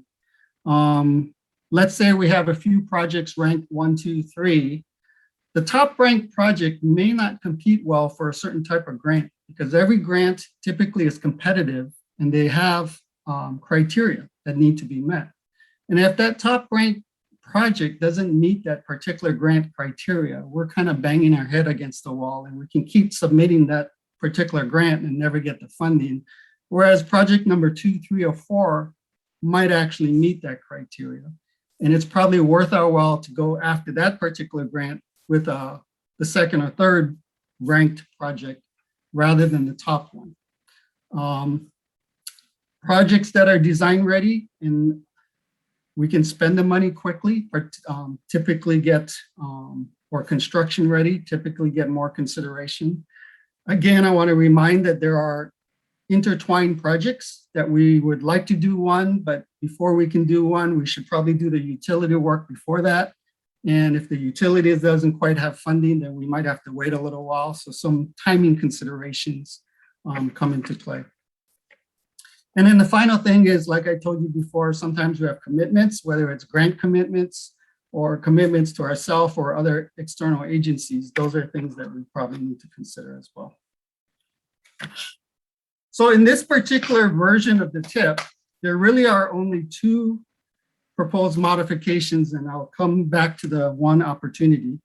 Delete crossroads, and you guys are going to say, you guys finished that in 2014. But essentially what happens is there are permit requirements because we did some stream modifications, and we need to monitor and maintain that for a period of time after the project is physically done. And we're finally through that period, so we can actually take the Crossroads project off. The other one that I want to bring forward is the name of the 102nd Avenue Downtown Access Project. It used to be called the 101, 102, 103, and 104 project because we went after a federal grant, but did not get the grant and actually didn't score very well. But we were successful in getting sound transit access funds just for this one street though, to put sidewalk, replace our sidewalks there. So we want to correct it, downgrade the scope to this particular project, put the other 3 streets in our transportation needs list. And those are the key proposed changes for this TIP. Excuse me. What I'd like to do though, to kind of open the discussion, and I'm going to preface this with staff feels this is a good opportunity, but we also recognize that there likely would want to be more discussion about this through the CFP process. That being the case, I would like to use this as an example of some of the discussions we're going to have and start kind of opening the door to how we have to start thinking about these things. And I wanted to also a little bit give you a sneak peek into kind of the federal grant process, because that might help you as well. So we're currently in the process of applying for federal grants. They occur every 2 years. It's terrible. It winds up being on the budget and CFP year. But we're applying for grants in 2022, and we're starting to write applications, and some of them are due. And they're going to all be due by about mid-April. Excuse me, let me take a little drink of water. So unfortunately, that's before we get through our CFP process, okay? There are a number of categories. Because Bothell straddles the county line, we get to submit Snohomish County projects in a competition and King County projects in a different competition. And there's also a regional competition for very large projects. There's what's called a large jurisdiction competition in each of Snohomish and King County. There's a separate non-motorized category and also pavement preservation in each. So I want to focus on the large competition, the large jurisdiction competition, which is traditionally more of our larger projects, transportation projects. So in this competition, we are planning to submit at least 2 applications for grant funding. Bothell Way widening phase 2, which would widen that roadway from the county line all the way up to just past Safeway, 240th.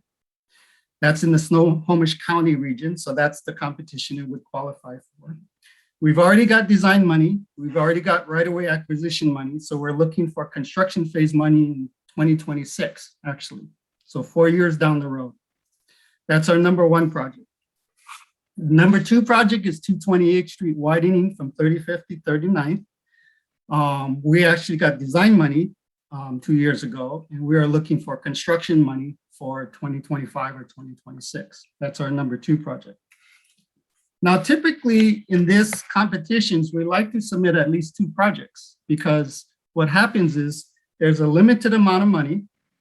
And if you're below the line, you don't get any money. If you're above the line, you get funded. So as an example, Bothell Way competes very well because it's a multimodal type project. And we hope to be above that line. Typically what happens is they won't fund more than 1 project per cycle, per competition, because they're trying to get geographic equity. They don't want one agency to get all the money any particular year. They're trying to spread the money around. So if you have a second project, it might rank fairly high, but you might be bypassed or you might be just under the funding line. What our strategy is typically is to have a second project, because what's been happening in the past few years, the past few cycles are, other agencies can't complete their project and they need to return money, but the region still needs to spend money. Or sometimes there's additional federal money that comes into the pot. And if we're in the contingency list, a ranked list below the line and high enough, we might be able to get money a couple years down the road, even though we've already gotten one for our first range project. So that's kind of how we put things in there. In this particular cycle, given the climate that's happening, we anticipate a lot of projects not meeting requirements on timeline and potentially a lot of funding, more funding available. We're thinking about potentially putting a third project in, if you're comfortable with that. And the one that we're considering is the 527 project, which came out of the recently adopted Canyon Park sub-area plan. It's actually a conglomeration of a few projects where 527 has 2 lanes through the whole thing. A lot of it has 3 lanes, but there are gaps in the third lanes that we would want to fill in, as well as intersection improvements that would allow more better performing intersections at 524, 220th, and 214. We would only go after the design phase. The project's about a $25 million project. Design phase, probably about $3.5 million. We'd ask for about $2.5 million. We would have to find or toss in another $1 million in 2025 or 2026. So this is the type of opportunity that comes up once in a while. And this is the kind of discussion, kind of what capital facility plan is going to be about. It's kind of trying to figure out which projects when, what's our priority and everything. And what I wanted to do is actually just open the door to discussing that one, whether council would be comfortable tossing it in as a third project. If not, perfectly fine. We will put it back in. We won't apply for that. We will leave it out of the tip and we will discuss it during the CFP process, which is totally fine. We had originally anticipated that we wouldn't be ready for design phase until 2027, 2028 grant cycle. This would just move us up a couple of years and get the, it takes about 6 to 8 years to get a project of this size completed. And it would just start us a little bit earlier. And that's the opportunity. So a lot of information. I wanted to kind of give you a little bit of an overview of our processes for TIP, CFP, how the plans feed into it. There's just 2 minor changes for sure, deleting crossroads, fixing the name of one project, and then potentially an opportunity just to talk about the 527 project. And if there's any hesitation, my recommendation would be we not do it and we just talk about it during the CFP process. And I am happy to take questions. That's essentially my presentation for tonight. Councilmember Zorns. And Steve, thank you for stopping the presentation when we went into questions. Makes my job so much easier. Sure. So quick question. Are you done with your presentation? Because I do have a unrelated question to what you covered. I am done. Thank you. Oh, okay. All right. So I'll try to be fast. The 527 widening. If we were to, because I drive that on weekends, I thankfully don't have to drive it Monday through Friday. If we were to address that and get that piece fixed, would that have any because I remember all the discussions with Canyon Park on how we're just barely improving the function of our intersections on both sides of 405. Doing this piece of 527, is that going to help what's happening downstream or upstream with the intersections towards us with traffic flow? It probably affects a couple things. It affects the intersection at 524 all the way down to the interchange intersections, the on and off ramps, primarily the northerly off ramps and on ramps. Okay. So as you can imagine, people coming south are trying to get onto I-405 and the entrance, the current general purpose lane entrance for I-405 are all on the right side. So when you come southbound, you want to be in the rightmost lane. But that rightmost lane does not extend all the way up to 524, and that causes a pinching effect. Similarly, northbound, when people are trying to go home, although it's fairly balanced in the AM PM, but when people are trying to go home, it pinches down again before you get to 524.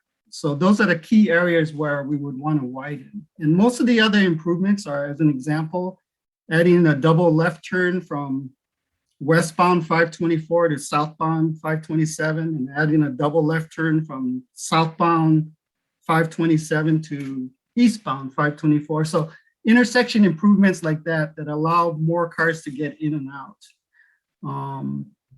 The one other thing that I would add here that's not currently in the description that I would add in a grant application is to look at potential for transit signal priority, which may not help our general purpose traffic or you in your car, but it could have a significant effect on transit. Okay. Well, both of those aspects are important. I would think that our neighbors from Mill Creek and Linwood who are funneling down on to 527 would appreciate us removing that bottleneck. And it's such a monumental shift that Canyon Park is going through that anything that we can do to chip away at setting it up for success, I would support. So there's that piece. Then the other piece is a question about East Riverside Drive and the trail there. It's been a long-standing concern. I mean, even before I came on city council, it's been a long-standing concern. I've talked with a couple of King County council members who sound like they are interested in maybe helping us fix that. So if at some point King County Council weighs in and says, yes, we want to be partners on that trail, there's no panic that we need to do to move it into an active level, is there? Because the applications, if I'm understanding you correctly, for grants are in April.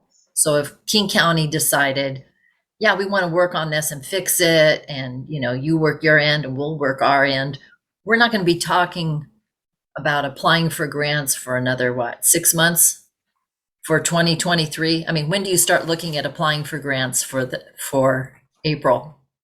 Yeah, there's probably a few ways we can go after that one. So one of them would be applying this cycle.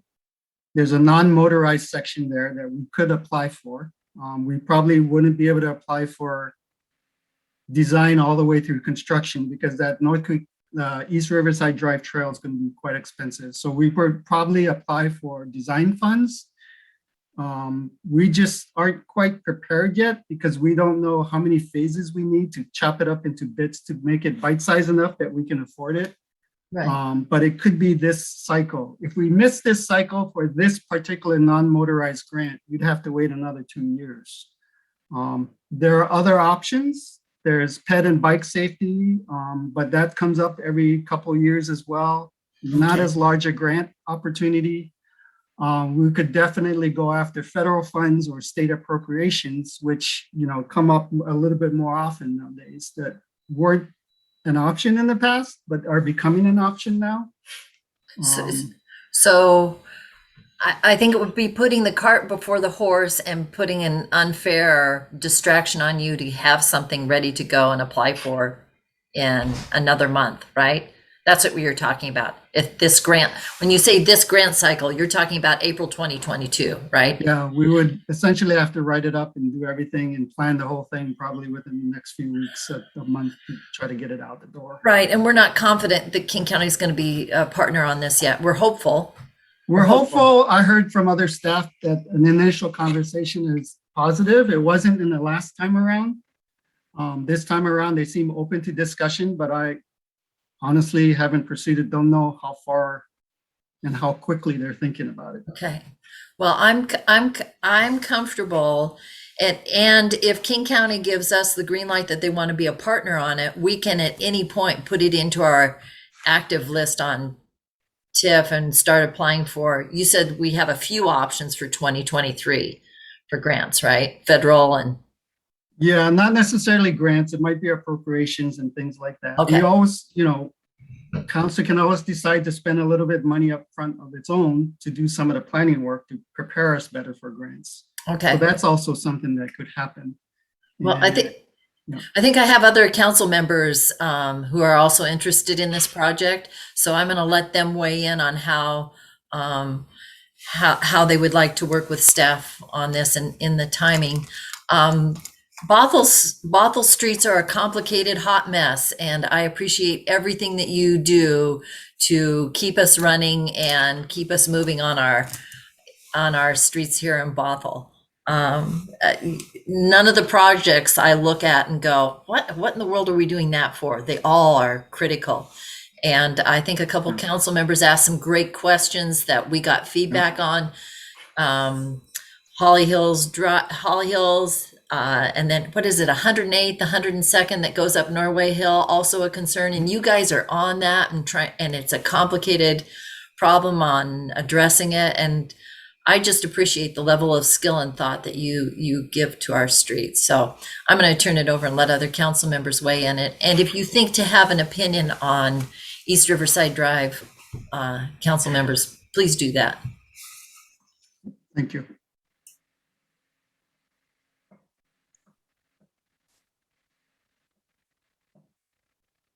Deputy Mayor Alcabra. Fine, I'll go.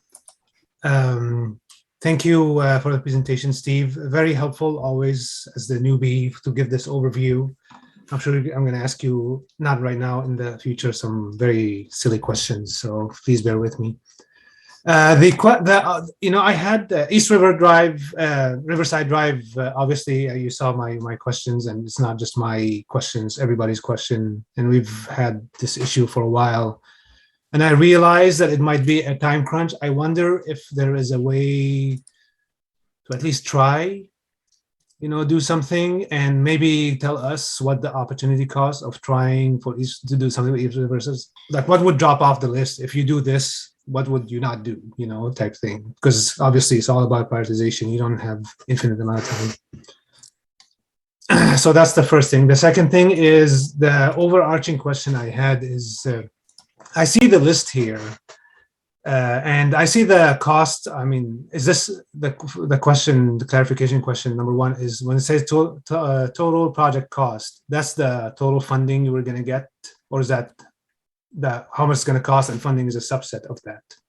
Yes, so that's the total expense that we have to somehow aggregate enough funding to pay for. I see. Yeah. Okay, I mean, they're smaller amounts. They're not massive amounts, it seems like, for each individual one. Yeah, with exceptions. As an example, just to use an exception, is Bothell Way widening. That's probably somewhere between 55 and 60 million. Yeah. I mean, there are some in the double digits. Most are in the single digit. Single digits and stuff. I was wondering if there's a way to look at. Obviously I just joined council. Before council, I was knocking on doors, and you knock on doors, you walk to people's houses. And when you walk, a lot of times I walked on streets. I didn't walk on sidewalks, not because by choice, because the sidewalks did not exist. And I was wondering if there's a way to look at all the list of sidewalks that we have in the city, what has been done, what, in process, and included perhaps in this, since we have some time till July 1st, or maybe, we can probably have a meeting before then to approve and all that stuff, but to have a list of, what is it that's important to do right now, which includes East Riverside Drive, so if there's a way we can do that, I'd very much appreciate taking a look at the list and together prioritizing based on, the amount of work, the amount of funding, how much it costs, all these kinds of things to help us prioritize projects. So I will tell you one thought we had on the capital facility plan process is to potentially, and we have to talk to our interim city manager, but potentially come back and provide some of that information. As an example, the sidewalk program is pretty easy to do because we have an inventory and we have a methodology that we actually presented to the council previously. That methodology, we could readdress sometimes that things have changed and maybe we want to put priority, which is fairly easy to do. So those are things we're talking about and trying to make the CFP process process a little more inclusive in the sense of providing more information that gives not only the committee members, but maybe the council some information. So I'll try to work with her to figure out how we can do that better. Yeah, I appreciate that. The reason why it's important, one of the reasons why it's important, I feel too, I'm an able-bodied person. I can navigate streets, a zooming by car, I can jump, but there are a lot of people who aren't as fortunate as I am. And it's very hard, you talk about, bikers with their kids drawn behind, you have people on wheelchairs, you have people on crutches, all sorts of things that are really, the conditions that we have today are suboptimal for them. So the sooner we can address those, the better the quality of life, I feel, for our residents would be. Okay. Thank you.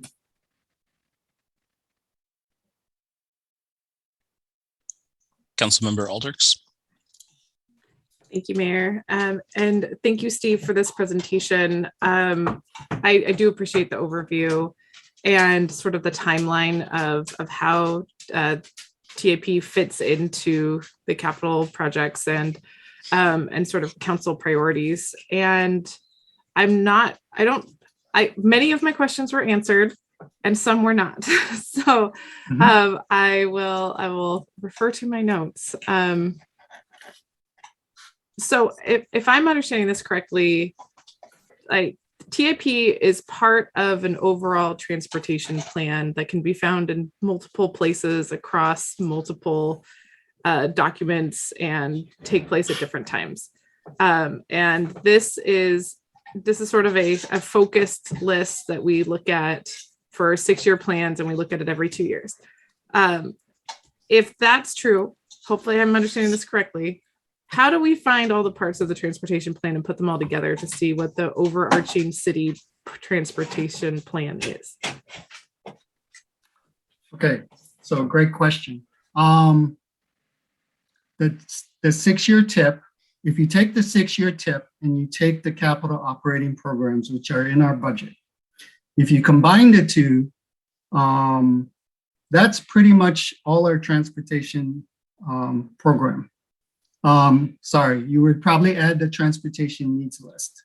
So let me give you an example of how this kind of works. So this year, the staff is starting to put together, community development is leading, and public works is doing the transportation part of our citywide comprehensive plan, kind of an update.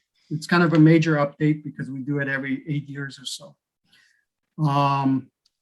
The comprehensive plan, if you look in the Imagine Bothell comprehensive plan, it actually has a list of projects associated with it, transportation projects.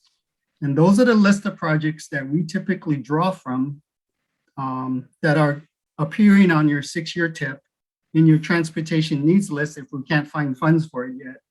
And it is in the CFP, okay? So the document, the CFP and the tip are essentially the same. The tip is a subset of the capital facility plan. It's just a transportation subset. So your capital facility plan really has all the projects we're going to do in the next 6 years. And if you look at the back of the capital facilities plan, there'll be a list of projects that we don't think we can fund in the next 6 years and work on.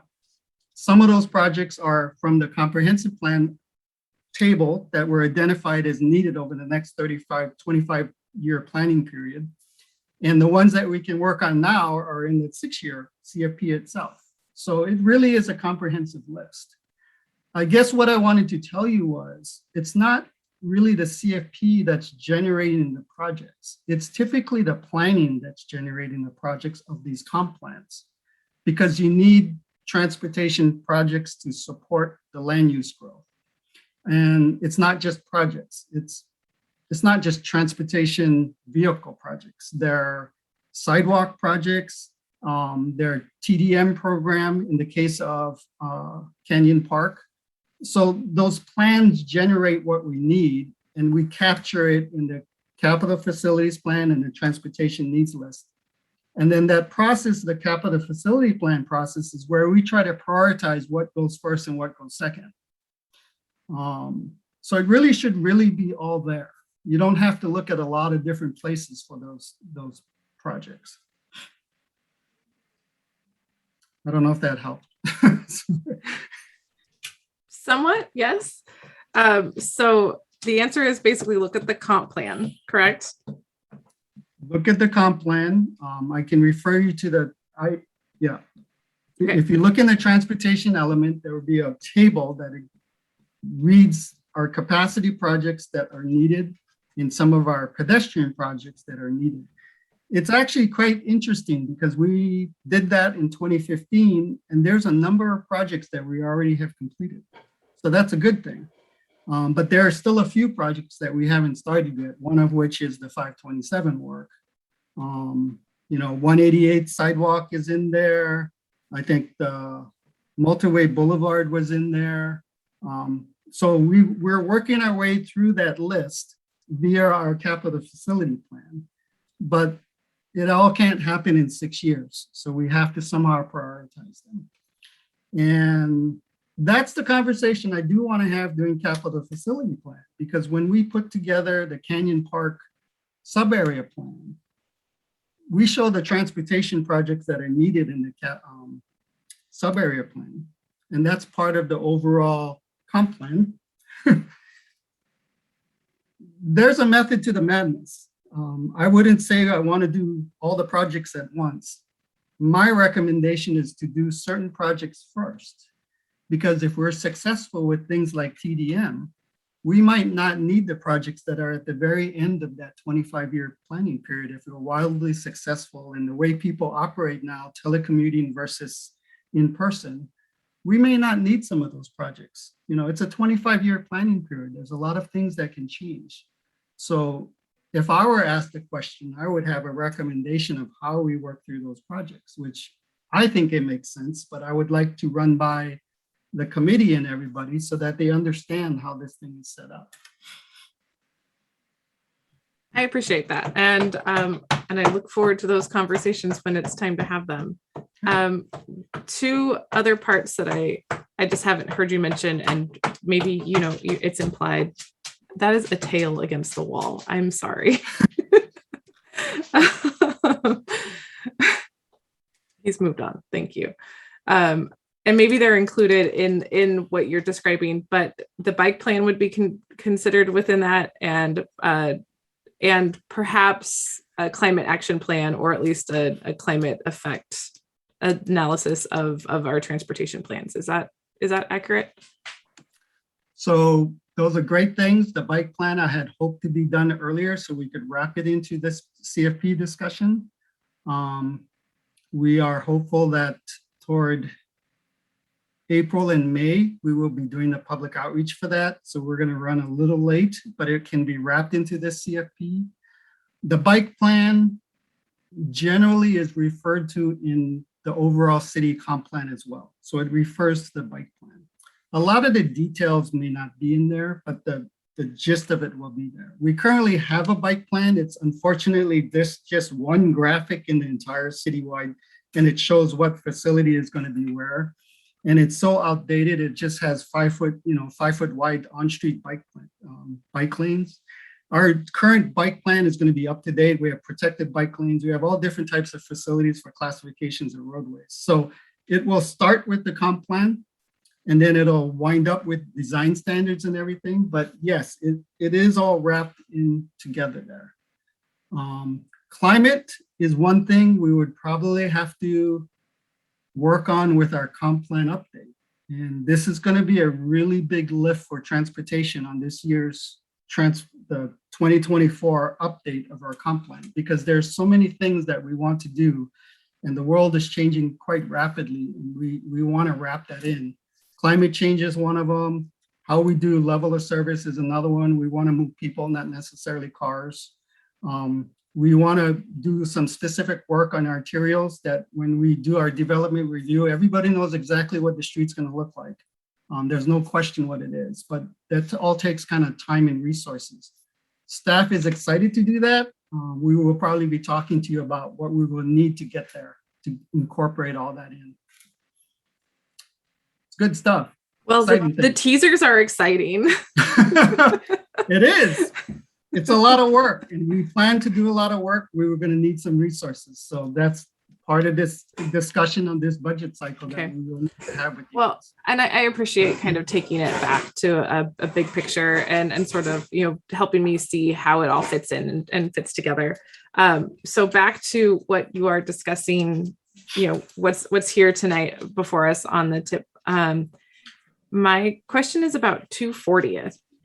Not necessarily, the widening project goes up to 240th, which is great. The widening project needs to happen. Grateful for all of the effort at all levels of state government going on right now to make that happen. But when we're talking about 240th going west towards Shelton View, I'm hearing a lot of feedback from community members about just congestion, narrow, like older, more rural sort of farm roads that are out there, and they're now taking much more capacity from the denser housing that has gone in that area. And I'm wondering what the possibilities are for including that in this plan, and what your thoughts would be on that. When you say plan, which plan are you talking about? Sorry, the TIP plan that we're Okay, the discussing. TIP. Like I said, it's Snohomish County. Is that a project perhaps that could be considered for the Snohomish County grant that you're looking at? And maybe that's not this year, but maybe in a future year. I would recommend a future year. We understand that there's a lot of arterials that need work. That's not the only one. There's 228, which also experiences a lot of congestion, especially on the east side. What I would like to do is take a comprehensive look, because there are a number of them, and our comp plan is going to do that for us. And we're probably going to look at it through a different lens as well. It's not going to just be vehicles. It's going to be, like I said, we're looking at a different way to level of service. So it may not score that high from that point of view, because the complaints might be right now more about throughput of vehicles and less about bikes and peds. In the future, we'd like to get more bike facilities through there, because it's a primary east-west route, and we would have to look to our bike plan, which we hope to unveil and have everybody look at. And if it is one of our primary bike corridors, that would have to be considered. I don't really see that road growing width-wise. I think that would be a challenge, and I'm not sure that's the best place for our money to be spent in terms of bang for the buck. I think in terms of bike and peds, potentially. We did put a sidewalk on one side of that roadway, and I know people love sidewalks on both sides, but the way the city is set up, there's so many needs of sidewalks, and we just don't have sidewalks on a lot of streets. And so having one sidewalk is probably going to drop the next sidewalk, getting it on the north side down very low in the rating, which it probably should be, because there are many streets without any sidewalks. So I would recommend not this cycle, but I would certainly log it down as something that we need to take a look at in our planning documents as a whole and see if there needs to be something done there. I will say that the intersection, the stop intersection at Meridian and 240th, we already have funds for a roundabout, and we hope that's going to improve that intersection. And if we can get better performance out 527, that'll improve that side of the roadway. And maybe that helps the throughput. You can actually get a lot of cars through a single lane, as long as you don't have intersections messing it up and queuing and everything like that. Probably doesn't help you immediately, but yeah. Well, as somebody who very much appreciates the sidewalk that was put on that one side of the road, I'm glad it's there. And I have walked the other side without sidewalk, but the one side it was just a huge improvement. I was very much looking forward to taking the sidewalk on the new sidewalk along that stretch of road to Country Village, and now it's not Country Village anymore. But thank you for the answer, and for considering it. I'm curious how we could move through more bikes and pedestrians through that area too. I think that there's a lot of people who would be interested in that, and it wouldn't necessarily just be cars that would be trying to move through there. So thank you. Okay, cool. Thank you. Councilmember McNeil. Thank you, Mayor. Steve, I have a whole new perspective now. Having listened to you about this and having dealt with and talked about these for the past 6 years, I don't know how you guys navigate this spine in the network, but I know it takes a lot of time, effort, energy, research, and understanding not only what we have, the problems that we have today, but the problems we're going to have in the future. And so I applaud you and for your hats off for all the great hard work that you've put in. As far as 527 is concerned, I think that, did I hear correctly earlier that there is funding at the state level for that project coming forward? Not necessarily. The project is of a large enough size that when we finally get to construct it, so if let's say we were fortunate enough to get a grant to start design work, we wouldn't start design work any earlier than 2025. By the time we construct, it's probably 2029. And because it's a $25 million project, we'd likely have to assemble multiple sources of funding. So one would be federal government, which might pay up to $6 or $7 million max. We might be able to get a TIB or state grant of some sort that might pay us another $6 or $7 million. Then we may have to go after appropriations, and then we probably have to kick in some of our own funds. So it would be kind of aggregating different sources of funding over a period of time. So this particular, putting this as a third project on the federal list might get us design funding to start the whole process. And it would probably be on the order of about $2.5 million, and we'd have to kick in about $1 million. But that would start the clock running in 25, 26, versus where I thought about a year ago when we were doing the Canyon Park plan, I thought the earliest we'd probably go for funding was 26, 27 to start design, pushing the project even further down the road. The only reason we think we could get funding is because of the climate that's happening right now. Projects are having a hard time moving through the queue and spending their money, so they have to return money. And we're getting more federal money thrown into the pot. So it could be that more projects in the contingency list I talked about get funded. So it's not likely, but it is a chance. And I'm just talking to you about an opportunity about that. And is there any downside to putting it as a third opportunity?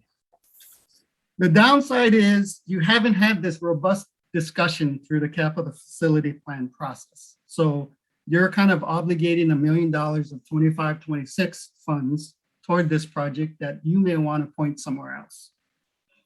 So if you want to have that robust conversation, then I would recommend we not include it, which is fine. And then we're back to our original schedule. And we don't go for it in this particular cycle because we want to have a robust discussion. I wanted to talk about this a little bit because these are the kinds of things that we want to go through the committee and get you informed about, that we have to start looking 3 to 5 years down the road. We don't want to be as reactionary. We want to be prepared. And there's certain things we need to do to be prepared that we haven't had resources to do in the past, but we're trying really hard to do now so that we're prepared to be available to spend the money that people are giving away. So if nothing else, I want to use this as an example, but if there's an overwhelming, yeah, we should go for it, then I would suggest we put it on the tip, and then staff will see if we can get a third project in there. They might not, they might give us funny looks for putting 3 projects in. But if you're comfortable with that, we would give it a go. I'm okay either way, and I think staff is okay either way, but we're just trying to have this discussion with you. If we don't put it on there, then we just won't be able to have that opportunity is what. We'll probably push the project at least 2 years down the road. There might be some opportunities in appropriations, but typically it's hard to get design money in appropriation money. It's And easier to now, get. now it seems like it's a good time to get that funding is what I think I'm hearing. This is a good way to get that funding if you guys are comfortable with it. If there's enough desire to talk about it, because there might be other higher priorities, then I would suggest not doing that. Staff is recommending it because this is a project that takes a number of the mitigation projects in the Canyon Park subarea plan and kind of puts it together. And this would kind of get the ball rolling for Canyon Park. So another again, opportunity to help with the Canyon Park area is what I'm hearing. Yes, and it's since we just adopted the plan, the way staff looks at it is we have to get these projects done somehow. And as I was talking to Council Member Alders, this is probably one of those projects I do earlier in the list rather than later, because some of the other projects are $20 million in building new roads through wetlands and things. If society is going to change in 20 years, we may not need that by the time we get there. It's in our plan right now, but certainly 527 is congested. We're trying to get transit through and everything. We think this is a good idea no matter which way, what happens 15 to 20 years from now. All right. Well, thank you. I appreciate that. I know the city's done an amazing job with the grant opportunities that we've had. And I look forward to continuing to do the same and leveraging our dollars to go further. So I appreciate all your hard work. Thank you. Thank you.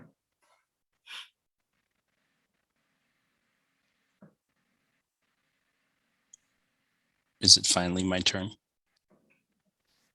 Yes. Steve, thank you for the presentation. Love that I heard from you a couple times, rethinking level of service around people. And that's something I heard a member of our planning commission bring up in the Canyon Park discussion a year and a half or two ago. And I love to hear you saying it too, because fundamentally, I don't care how long it takes a car to get to work. I care how long it takes me to get to work. And I think that's what our community is telling us is they want more efficient ways to get around. You've probably been able to tell from the questions you've gotten over email this week in this discussion that transportation is something the current council is keenly interested in. And I think a big part of that is just we've got fresh faces that have very recently knocked on a bunch of doors. And if you go do that, you're going to learn real quick that people are not happy with our transportation system. It's probably the top complaint. If it's not the top, it's one of the top couple complaints that we get from our community. And I, as I look at this tip, in 2023 costs, there's 13.5 million, something like that. And about 12.5 million, a little over that, is just go in that same direction we've been going. That has created the top frustration in our community. And I understand you're working off a comp plan and like you're following direction you've received from council. So here's no criticism from me in this at all. But this looks to me like we're spending peanuts on change and just barreling ahead full bore at the status quo. And I guess a little finer point on Councilmember Aldrich's question earlier of like, how does this all fit together? I'll ask you a question. If you were a council and you thought, hey, the world needs to change because we want to do things better, how would you do that starting today? I would start with your overall city comprehensive plan. I would start with how you measure level of service.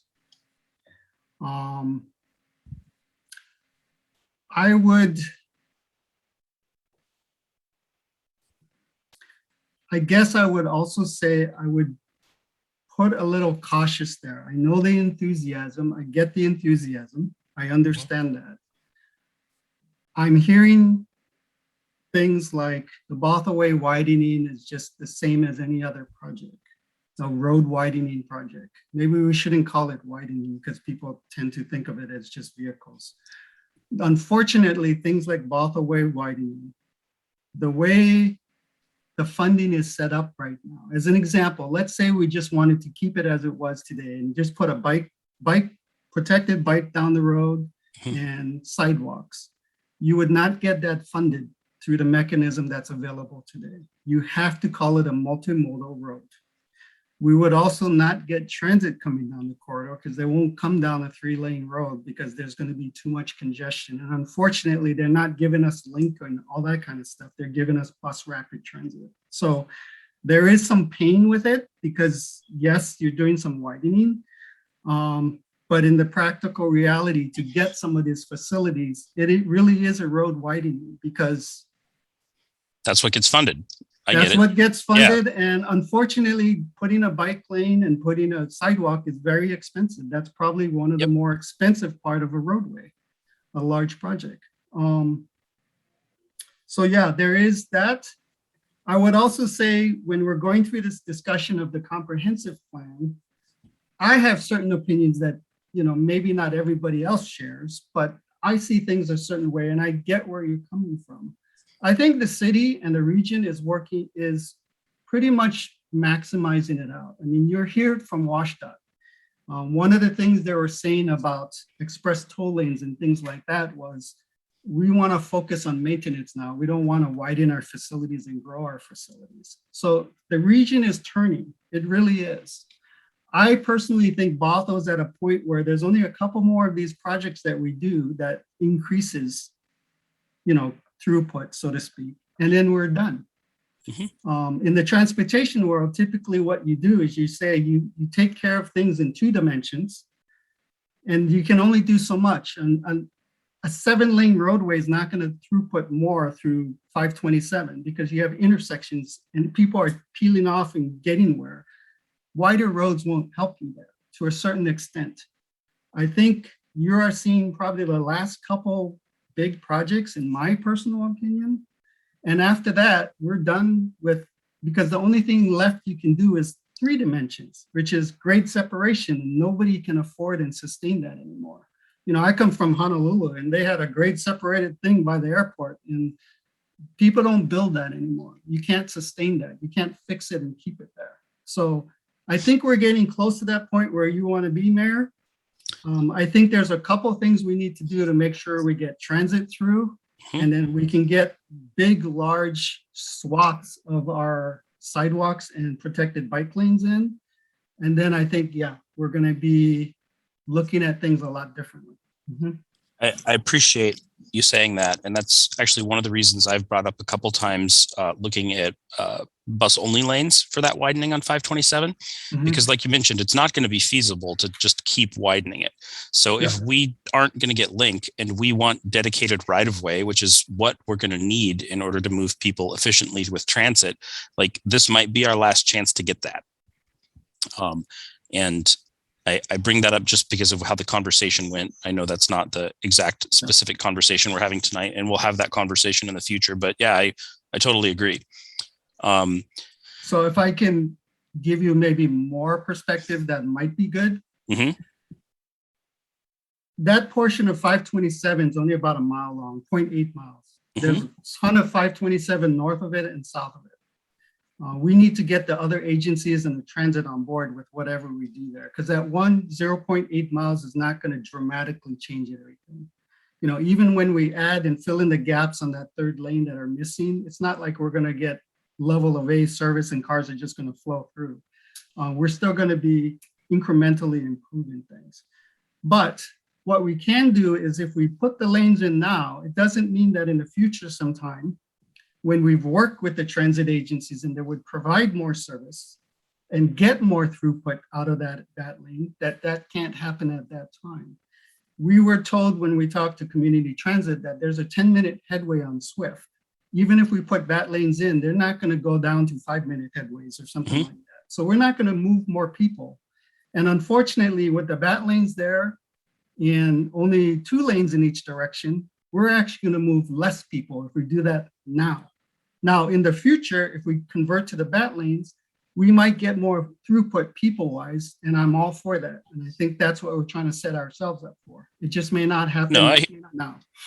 I hear you, and nothing's ever going to happen fast enough for me, and I completely acknowledge that. The one thing that I would push back a little bit on there is that wouldn't, if we had that dedicated right of way, they wouldn't automatically go to 5-minute headways, but people would sure get places a lot faster because they wouldn't have to wait in line in traffic. And if people knew they could take the bus and it would get there a lot faster, don't you think that would influence their transportation decisions? Yes, and I'm going to qualify that yes. This is why if we're not comfortable, we should not go for the grant, and I'm totally okay with that. One thing I want to do with this comp plan, though, when we do this, is look a little closer at that area, because one of my suspicions is it's going to be more the signal transit priority signal that's going to get buses through versus converting to just that lane only. That's my suspicion, but we haven't been able to test that.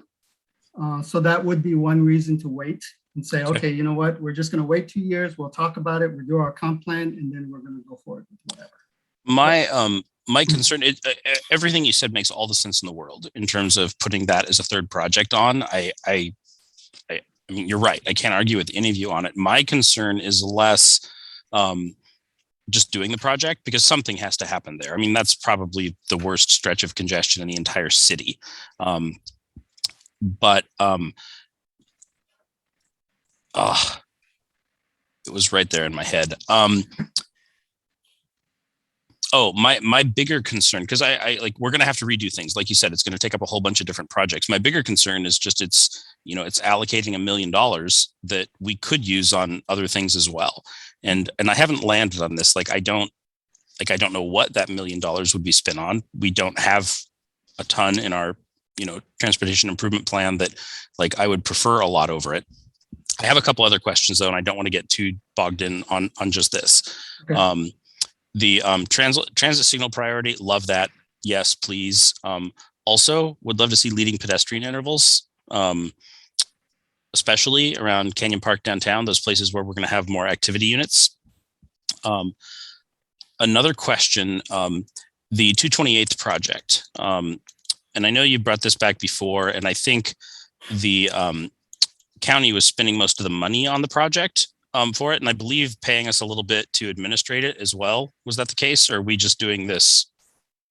It's a 25-75 split. They pay 75% of the local match, other than what grant pays for. Okay, perfect. So they are paying us for our time on that as well. Yep. Okay, fantastic. The bike plan, I love what I heard.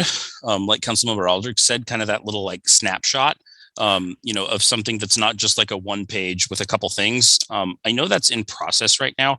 Could I see what we've got done on that? Could I see where that's at? Is that something we could just send over and I could take a look at? We can talk about that.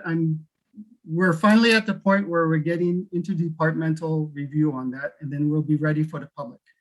I hate to leave anything out before that, just because I want to make sure I get staff input before we release anything anymore. Yep. Could we send it to the legislative department? An interdepartmental review? I don't have to release it to the public. I was just wondering if I could take a look at it. Yeah, I will confer with the city manager and take her lead on that. I'm not quite sure where we are with that. That's a very fair answer. The Beardsley widening, I had a question. One of the other council members had a question on this, and the clarification was that the school was going to provide a way to move people not in cars. Do we know what that looks like? I guess I'm a little concerned about putting off all of our transportation infrastructure on the school because they're going to do something without necessarily knowing what the school is going to do. Is it going to be a right next to it? Here's, a bike and pedestrian superhighway, or is it going to be, meandering throughout the school, and does it go where we want it to? Are you talking about Husky Village? The Beardsley widening that is on the TIP? Yeah. Okay. So Beardsley Boulevard between 185th and I-405 is supposed to be a 5-lane facility. Mm-hmm. Okay. Between 185th and Main Street, it's a 3-lane facility because everything splits between 185th and Main Street. The Beardsley Boulevard that we got a grant for is going to add an eastbound lane between the north entrance of UW Bothell Cascadia College to I-405. And that's going to help transit as well, because transit's going to stop in line along that entire corridor. and it'll help traffic in general for UW Bothell. Yeah. That's it. That's all it's doing is adding a lane. Okay. Eastbound lane. Yep. All right. I only have a couple more things left, I promise. I appreciate that we're acting quickly on this to get grant funding on it. But, you know, Councilmember Dewar brought up the Climate Commitment Act a year ago and said, hey, there's going to be a ton of money available for multimodal funding. And there were a long list of multimodal projects that were funded in Move Ahead Washington, or will be if it gets through all the way. And we didn't have anything for that. And that makes me sad. There's going to be more, and there's going to be a lot more federal money. When we met with Susan Delbine's team, there was a representative from Secretary Buttigieg's office, and there's $5 billion going to be available for multimodal funding and appropriations next year. And I would love to see more multimodal projects in this. And I've got a list in the future needs list that I think are really important that I don't want to miss out like we already have, because we didn't do what Councilmember Dewar said we should do a year ago. And I don't want to make that same mistake this year. So I guess, if we're doing this transportation improvement plan that's saying, hey, these are all the things that we're looking at over the next 6 years, I want more in there than this. And obviously we can go through the capital facilities plan and we can edit it as well. But there's a couple projects that are they've already been on there and we've taken them off. I'll echo Councilmember Zorn's on Riverside Drive. Please, yes, put it on there, get it ready for grant funding, ASAP. That's the kind of thing that if we have it ready to go this year, if we don't get the grant funding, that we need to in April, well, now we've got something ready to go in January next legislative session or for the feds. Hang on, I have another couple things on here. I was really happy to see construct an extruded curb along 5th, because that's the easiest, simplest way you can get some sort of protection on there. And it's not something that historically we've done. There was a section on the North Creek Trail that was in the previous CFP to get edited. There's also in the future projects list a PED bike bridge over the Sammamish River. How difficult is it to get these things in the TIP in a form in which now we can ask for money for them? We can put it in the TIP. That's not a problem. It's finding the funding for match that's going to be required. As an example, typically, if you get a federal funds, they won't pay any more than 80% of your total project cost. So say something like the PED bridge across the Sammamish River will probably cost us about, by the time we build it, probably about $5 million. So 80% of that is $4 million. So we still have to come up with $1 million. And if you have a number, East Riverside Drive, my suspicion is going to be over 10. It's going to be in the double digits cost, the way we're seeing prices right now. So 80% of that, we still got to come up with a couple $1 million. So it's not a problem putting it in the tip. It's a problem of more of prioritizing where your money goes that you have, which is why I'm saying we can hold off on the 527. And I think I'm hearing that, so we can have that deeper discussion during our capital facility plan. Yeah, I really feel like this council hasn't had an opportunity yet to have this deeper discussion around transportation. And I think the way that we think through these things has changed from the past. And, if it's, start going for grants for 527 to start it 2 years earlier than we otherwise would, or Riverside Drive, I'd take Riverside Drive. That's the direction that I think we need to go in to make the world a better place. And I'd much rather do that than just look at raw dollars coming in that may or may not be actually helping us with the goals that we have for our community. Let me just look at my notes. I think I'm about done.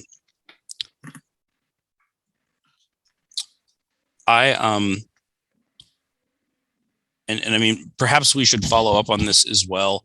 Do we have to pass, do we have to adopt the tip tonight in order to be able to apply for any of those grant funds? I think we have a little time. I think what I would need is how you're going to spend those funds. And that's a really big question. That's typically not a couple, 2-3 week exercise. That's a capital facility plan exercise that will take a little while. Yeah. We are having goal setting coming up here before too long, where we'll have a chance to kind of chat through some of these things. I guess East Riverside Drive sounds like the only thing that would have to happen right away to get it in a current grant cycle. Is that the case? Well, if you want it in this grant cycle, and again, we would still start design in 25, 26. And if it's that important, then maybe you're looking at other funding like federal appropriation or state appropriation or something like that, which every time the legislature and the Senate and the House and the federal level meet every 2 years or every year, that's something that's available. Mm-hmm. That was never available before, Mayor. That's become available now because yeah, totally. things have changed. Yeah. So the non-motorized in this particular competition is one venue, and you would have to probably go, if I were talking about East Riverside Drive, my personal opinion is you'd probably be breaking that trail into several pieces because of the expense and the amount of funds that are available through this program. Okay. Whereas if you get appropriated funds, you can typically go larger. As an example, the current cycle, they're looking for projects within $5 to $25 million, which is where that trail would fit. Mm-hmm. Right now, non-motorized, I might be able to get $1.2 million, which would pay for part of the design. Yeah. And then I still got to look for double digits to basically build the darn thing, Yeah, because that's the whole point, right? Is to actually build something. Yeah. So I'm not sure this cycle is the most important thing if it's East Riverside Drive you're talking about. Yes, it's a missed opportunity, but and that's why we're having this discussion and why we're talking about this. I think we need to get people on board on the priority and how we're going to move forward with these things. And it's not an easy discussion. Mm-hmm. If most of the council member tonight says put East Riverside Drive on and see what we can do, we probably can come up with something. We probably can try to phase it somehow and see if we can get design money. I just want you to make sure you understand the reality is I'm not going to start designing phase 1 until 2025 at the earliest. Well, and if this particular grant cycle is not the appropriate vehicle for that particular project, as much as I want to do these projects, that's not a good decision to make. Well, it's really the matter of how much patience we have. North Creek Trail has taken, I've been here 20 years and we've been working on North Creek Trail. Yeah. We've been doing it by stages and phases, and it's taken that long to build the gaps in that system. And I see East Riverside Drive probably being done in about 3 phases, which in a grants of this type probably means about 3 to 6 cycles, which is quite a bit. And then you'd likely still need other funding sources. So. Okay. I guess my question is, if we're not even going to start designing it until 2025, 2026, the 527 question that's on the table tonight, that money that we would spend on it, opportunity cost is what I'm worried about. What is the actual opportunity cost then? Right. And the other question, so that's one question. The other question is, in that project, if we, I've had a long day and I'm missing stuff. So let's just start with the first one. I'll see if I can remember that. Opportunity cost? Yeah. What are we actually giving up? Or what would we actually get?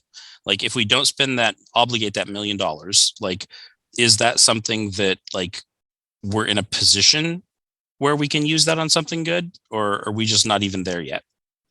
I think you can. I would imagine by that time, we probably would put that project on the transportation impact fee list, and we'd probably be using transportation impact fee dollars. Okay. Right now, REIT dollars and TIF dollars, transportation impact fee, they're stretched pretty thin. We're doing a lot of work right now. So yes, I do believe that you might be able to use it for something else. Okay.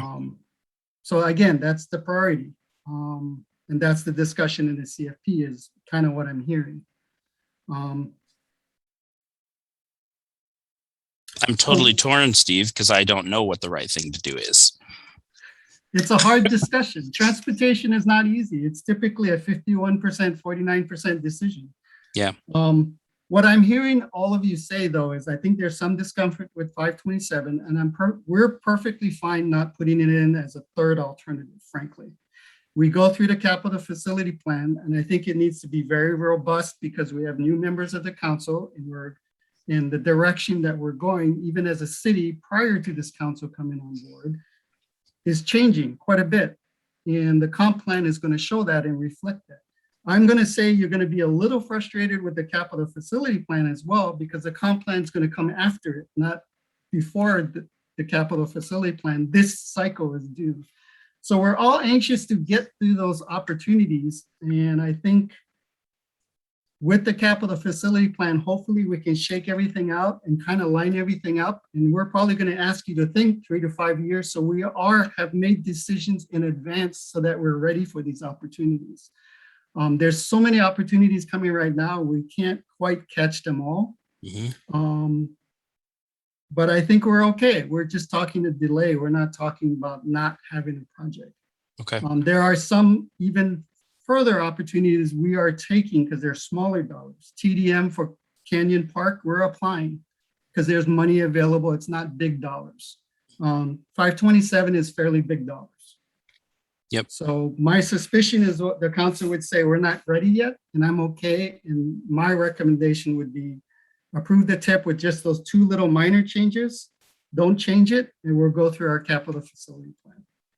And then I will talk with the city manager about resources and things about what we can do about East Riverside Drive. But that particular project is also very complex because we have to work with King County. And there's an ADA issue out there that we would like to address sooner than later as well. But that kind of complicates things as well. And unfortunately, that's not kind of how you want to go into a grant with those complications, because those typically cost money and you haven't captured the entire scope of your project. Okay. I don't know if I'd say we should go do that then, because it seems like we should probably have our ducks in a row before we go out and do that. But so. I'm going to call on the deputy mayor and stop talking. Thank you, Mayor, and thank you, Steve, for being so patient with us throughout this process. The question I have, so we have the TIP right now, and I understand that it's every year we can update it, right? Or it said whenever council wants, but I'm assuming it's just every year, right? So it's an annual process. It is an annual process, but what I'm trying to tell you is we really use the capital facility plan because that's a more encompassing thing. We basically just use the TIP to match the CFP. So I'm trying to say the CFP is our process that occurs every 2 years, and the TIP is really just mirroring whatever we decide in this. I hear you. Yeah. So the confirmation perhaps that I'd like to ask is, so we do this TIP right now with the minor, modifications as you suggested. We're going to have CFP later this year. Yep. Discussion that will hopefully get us to have those robust discussions and get into details and prioritization, hard decisions. And then the next year's TIP, we're all set because you just copy paste from the CFP. It just matches the CFP, exactly. Okay. And then we won't have to spend 2 hours on this again next year. Hopefully not. Hopefully we'll spend it all in the CFP process. But when opportunities arise, that's when the discussion comes. And if we haven't predicted everything, it gets very complicated. Yes. And this is where I feel like we need to have a bigger picture, like where do we want to go? And then let's list everything we want to do and then prioritize from that way. I mean, the current TIP seems to address some of those things in bits and pieces, but for me, what's missing is, if you take item number, number 18, like where does that fit in the overall picture, right? For example. Yep. So hopefully the CFP process will have that clarified. All right. Thank you. Okay.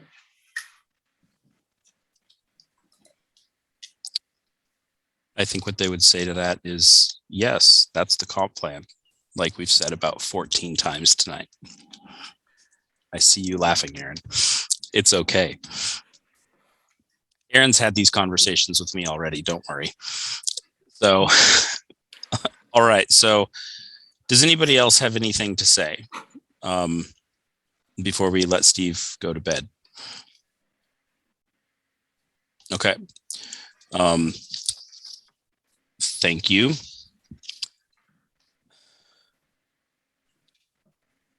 Now, City Clerk, did we receive any public comment? We did. We have Mr. Eldon Luo in the audience. I'm going to panel him in.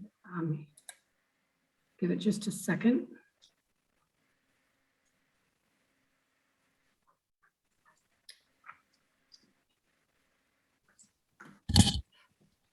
Hello, Mr. Luo. I hope I pronounced your name correctly. Yeah. There, thank you. You have 3 minutes which to speak. Okay. Thank you. I just want to start off by saying I really enjoyed that in-depth discussion about the TIP. So my name is Eldon Boa. I'm the lead mobility justice advocate for the Snohomish County Transportation Coalition, or SNOTRAC. SNOTRAC advocates for connecting people and communities in Snohomish County and beyond with safe, equitable, and accessible transportation. SNOTRAC would like to voice our support for the City of Bothell's 2023 to 2028 6-year transportation improvement program and highlight some key issues which we believe the program will help address. In 2021, Washington State's total number of fatal and serious car crashes have been the highest since 2006. 540 were fatal crashes, killing more than 600 people. 118 of those crashes involved people walking and biking. These trends will continue to grow if we continue to design street spaces for only automobiles. The TIP will address these concerns through continuing programs such as the Sidewalk Walkway Program, Neighborhood Traffic Calming Program, Bicycle Program, and Collector Corridor Traffic Safety Program. Specific projects such as the North Creek Trail and the 9th Avenue Southeast Pedestrian Improvement Project will also help. We encourage greater attention to go towards these programs and projects. We also caution against increasing the width of roads and adding additional lanes that can make roadways less safe to cross. While sometimes merited, we encourage Bothell to employ WashDOT's practical solutions and safe systems approach to roadway design to ensure that streets are right-sized and inherently safe for all people. The 228th Street Southeast project should be a specific focus for employing these engineering principles. We are supportive of continuing improvements of SR 527, Bothell Everett Highway, Bothell Way Northeast, and Beardsley Boulevard, as this is the future extension of the Swift Green Line. We encourage Bothell to prioritize buses with bus-only lanes and queue jumps at traffic lights. Finally, SNOTRAC will also express our concerns for equity. Many of these projects and programs will improve the safety and access of the community which they are located in. However, often communities that require these improved investments most are overlooked. SNOTRAC would like for council members to keep in mind these questions. Are improvements and capacity building projects servicing the communities with the greatest needs? How will these projects affect marginalized community members? Can we further incorporate community members in the design process, such as the Safe School Walk Routes Task Force? Thank you for the City Council's continued commitment to improve and protect their residents. Thank you. That's all I show in the audience. That's a citizen that wishes to speak, so there are no others. All right, thank you. I think at this point in time, we're looking for a motion.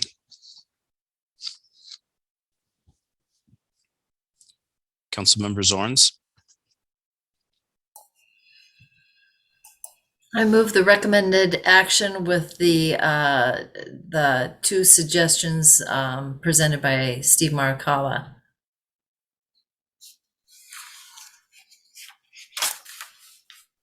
Second.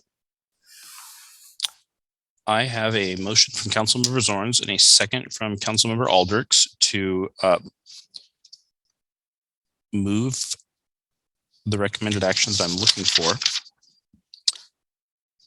To adopt the proposed resolution approving the 2023-2028 6-year transportation improvement program, showing the two first options and not putting the 527 project on there. Would anybody like to speak to the motion?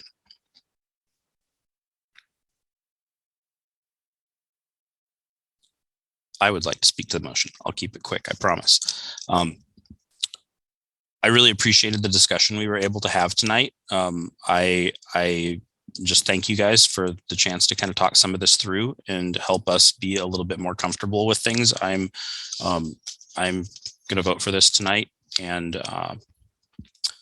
I'm looking forward to continuing discussions in the CFP.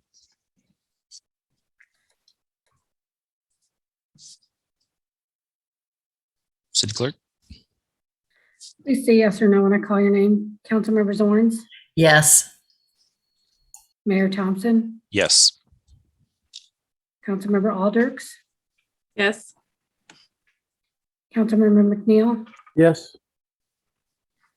Deputy Mayor Alcabra. Yes. Passes 5-0 with Councilmember Mankey and Dorr absent and excused.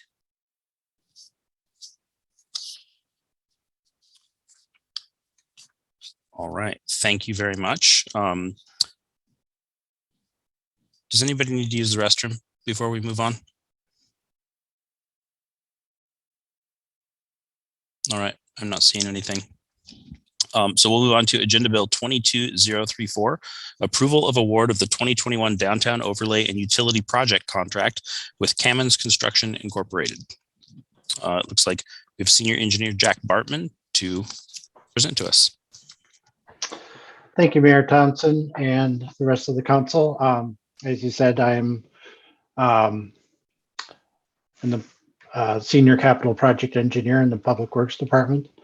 We're going to be talking tonight about a project that we would like to do downtown, and I'm going to share my screen here.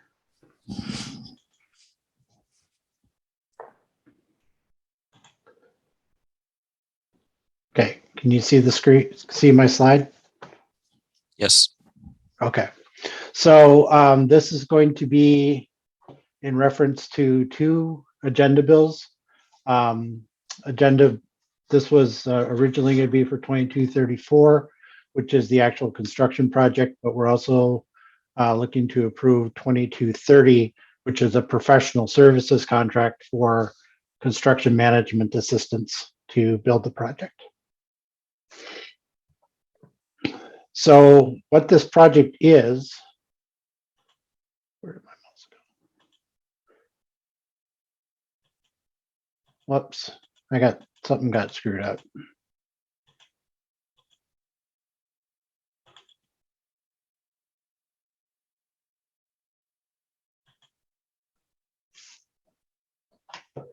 What this project is a downtown overlay and utility project to address the aging water lines, the aging sewer. As Steve mentioned in the previous presentation that we just had, we tried to do the utilities and the paving in a way so that we can minimize the impacts to the roads. And so we're going to be doing paving at the same time. And with paving comes improving the sidewalk curb ramps to bring those up to current standards. So these are the utilities to be replaced. The blue lines are water lines, and the orange lines are sanitary sewer lines. The dashed orange lines are pipes that we plan to rehabilitate instead of replace. Those are lines that we are going to use a slip lining process to rehabilitate those lines so that we can continue to use the lines that are there. So along with that, we're going to be doing paving downtown. And this is the area that we're looking at paving. One of the things I wanted to point out here is that the area that's going to probably have the most impact is on Main Street, in between 102nd and 104th or Kaesner. we've got a sewer line on one side of the road and a water line more or less in the middle of the road. And so we're pretty much going to have to dig up the whole road to do that work. So this is the impacts that we see happening when we do this work. Kaesner, for most of the paving, we're going to be able to do, well, let me back up a little bit. What our plan for the schedule of this is to do the utilities in the first part of the year and get that done before July 4th, and then have the road patched up, and then come back and do the actual paving after July 4th. So just to go over the impacts that we see, Kaesner is the only road that we do not see doing alternating one way and doing one lane at a time. And that's because of the bus traffic that uses that during the week. And also because the area that's down by 522 actually needs a much larger pavement section installed down there in order to deal with the bus traffic and the intersection traffic. So we plan on doing this on 3 closures on Saturdays from 8 a.m. to 4 p.m. on Sunday in July and August. Otherwise, there will be a handful of night closures to do the work up on Main Street and 104th and Kaesner, and where Beardsley all come together. Zone 2 is on Beardsley Drive. This is east of 104th. We do have one sewer line coming through here. Because we're only doing one pipe, we will be able to do alternating one-way traffic for 2 weeks. We plan to do that at night, and then have day closures for the paving. This is the one that's going to probably cause the most heartache, but Main Street itself, we would like to do full closures of Main Street during the week, Monday through Friday, and have it open on the weekends. We'll be able to keep one lane open to provide access to the MERC and emergency use access, but otherwise we would be detouring traffic around this area. So this would involve a full closure for 24 hours a day for 4 weeks to put in the utilities. And then this is 102nd Street.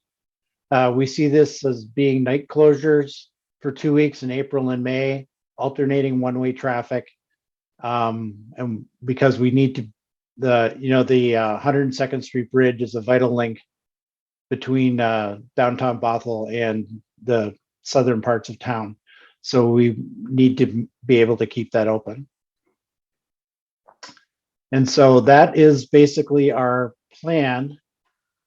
I am going to stop sharing and give you a chance to ask questions. Councilmember Zorns.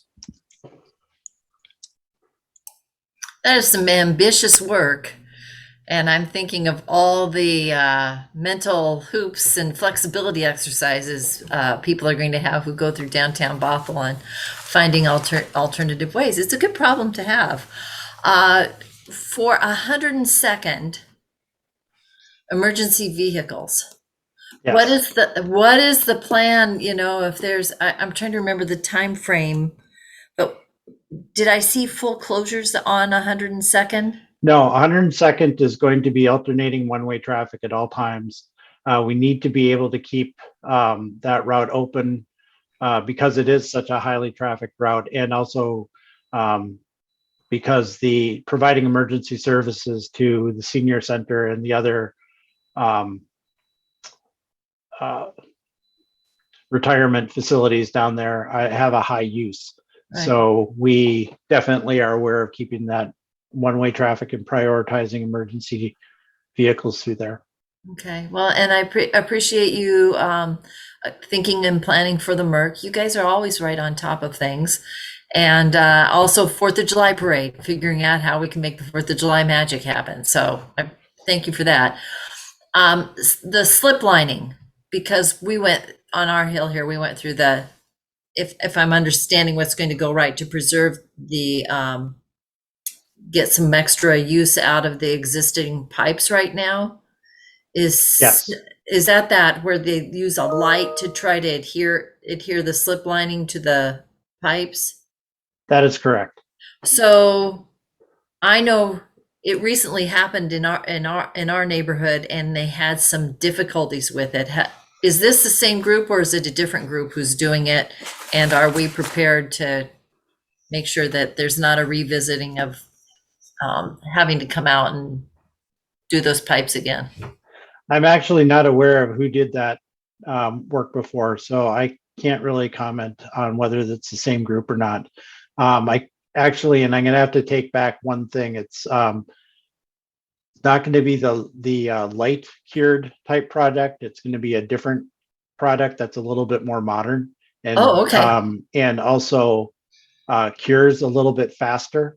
Okay. One of the if you noticed before, the sewer line that we're doing is the one that runs in the it's the city right away, but it's the parking area behind, Alexa's and et cetera, et cetera. Right. And when we do that slip lining, we're going to be doing it basically on a Sunday night. So we are working very hard because we're going to have to turn off the sewer to all those businesses. And so we're working very hard to minimize the impacts to that. So we'll be starting at about 5 o'clock in the afternoon. And no, I'm sorry. That's one of the things that we changed. We're going to be starting more like 7 p.m. in the evening and being done by 5:30 in the morning, which has a minimum impact on the businesses. Although it is going to affect a couple of the pubs, and we have certainly heard about that.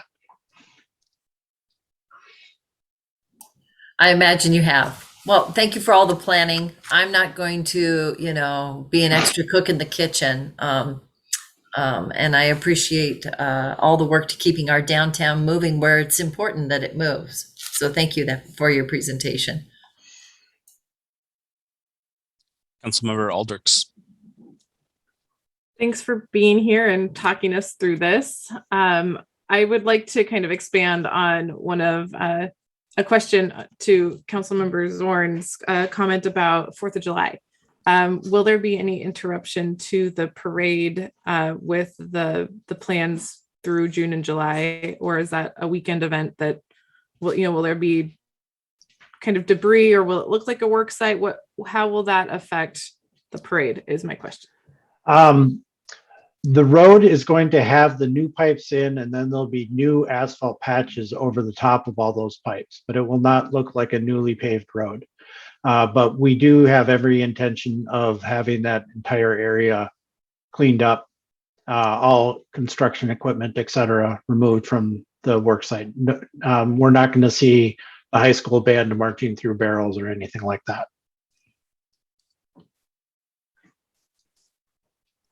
Deputy Mayor.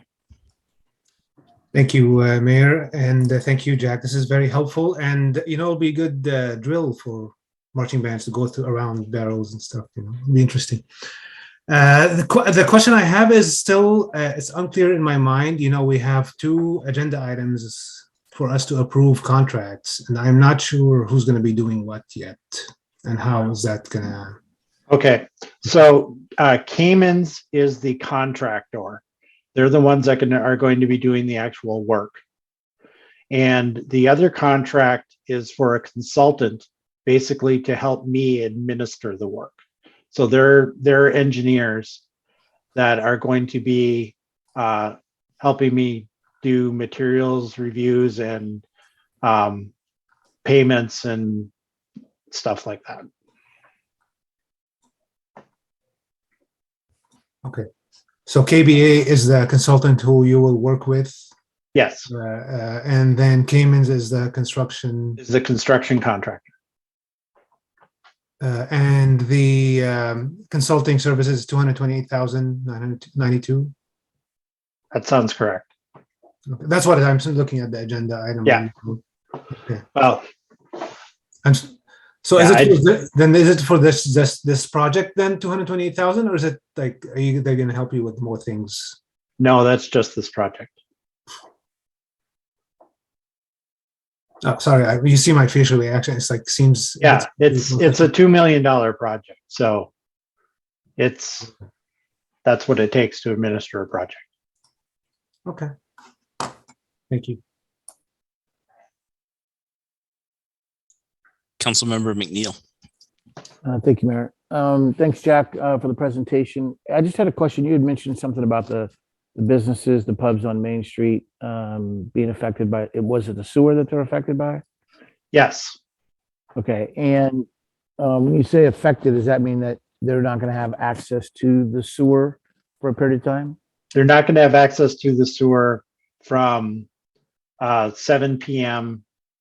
on Sunday night until 5:30 a.m. on a Monday morning. Okay, and that is because of the lining work that's being done on the Yes. sewer main, is that correct?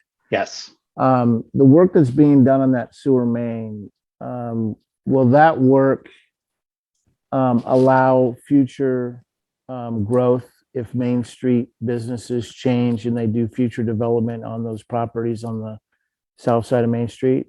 Or will that have to be updated at a later date? Are you talking capacity wise? Yeah, correct.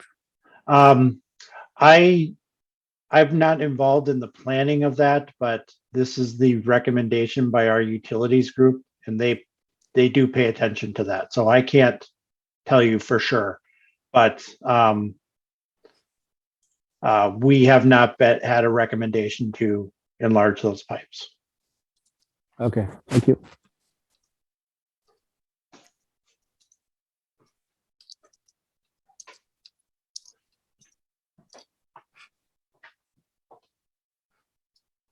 All right. I was going to ask if it was going to impact the parade, but I was not the only person to have that question. The good news is you've got a council that's willing to close down Main Street for a little bit. And just one follow-up question on Councilmember McNeil's last point. I would just love to know that these pipes are capable of handling development up to the current maximum height down there, so that if we do see redevelopment, that we don't have to do this again. Is that a simple email and find out and email me back? I can do that. Thank you.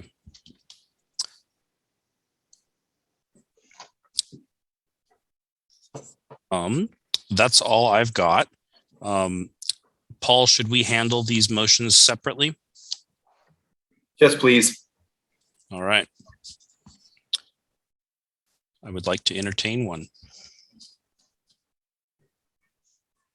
Which one are we starting with, Mayor? How about 22034?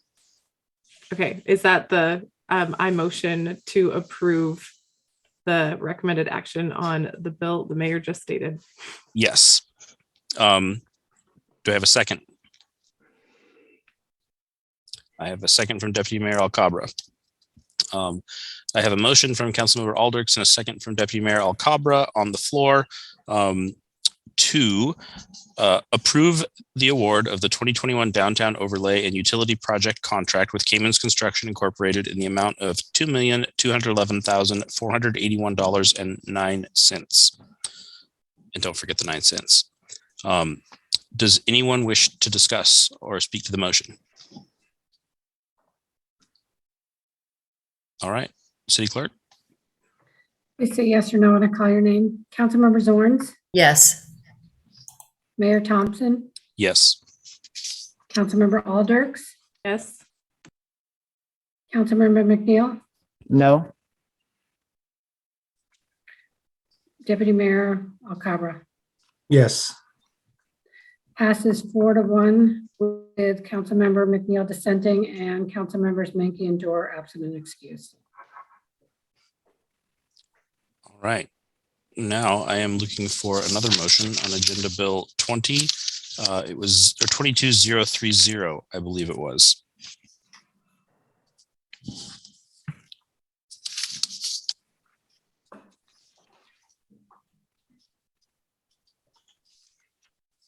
I motion to approve. Deputy Mayor, was that a second? Yes. Perfect. I have a motion from Councilmember Aldrich and a second from Deputy Mayor Alcabra for Agenda Bill 22-030 to approve the professional services agreement for 2021 downtown overlay and utility project construction management services with KBA Incorporated in the amount of $228,092. Would anybody like to speak to the motion? All right, City Clerk. You say yes or no when I call your name. Councilmember Zorns, Yes. Mayor Thompson, Yes. Councilmember Alders, Yes. Councilmember McNeil, No? Deputy Mayor Alcabra, Yes. passes 4-1 with Councilmember McNeil dissenting and Councilmembers Menke and Dorr absent and excused. Thank you. All right. Moving on to council conversations. I believe you skipped over Sorry, one. yeah. City Attorney, you're off mute if you mean to be. Yep, you skipped over, I believe, 22036.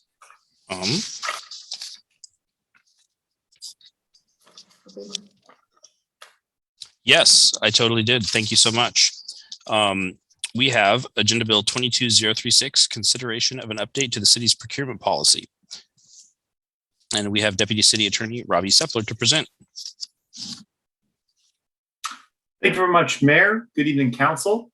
For the benefit of those night owls still watching, I'm the Deputy City Attorney. What we're here tonight for is we need to talk about an update to the city's procurement policy.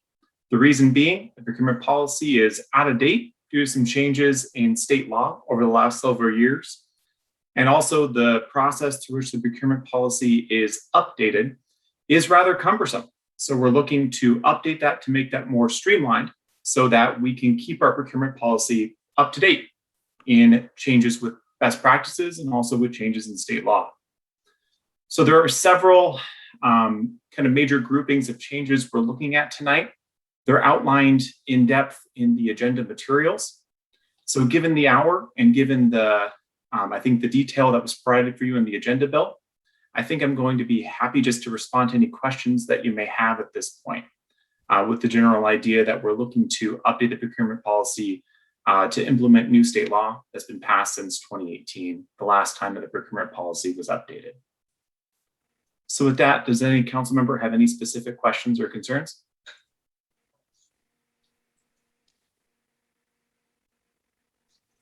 Councilmember Aldrich. I saw a couple of different things in different places about the prioritization or I won't say deprioritization, but a change in state law, I'm assuming, around how to prioritize or collect or to make sure that there's diversity in the procurement process, including minority and women-owned businesses. And so where is it the proposal essentially shaking out to be in its current update form? So Councilmember Aldrich, are you talking about a change in state law?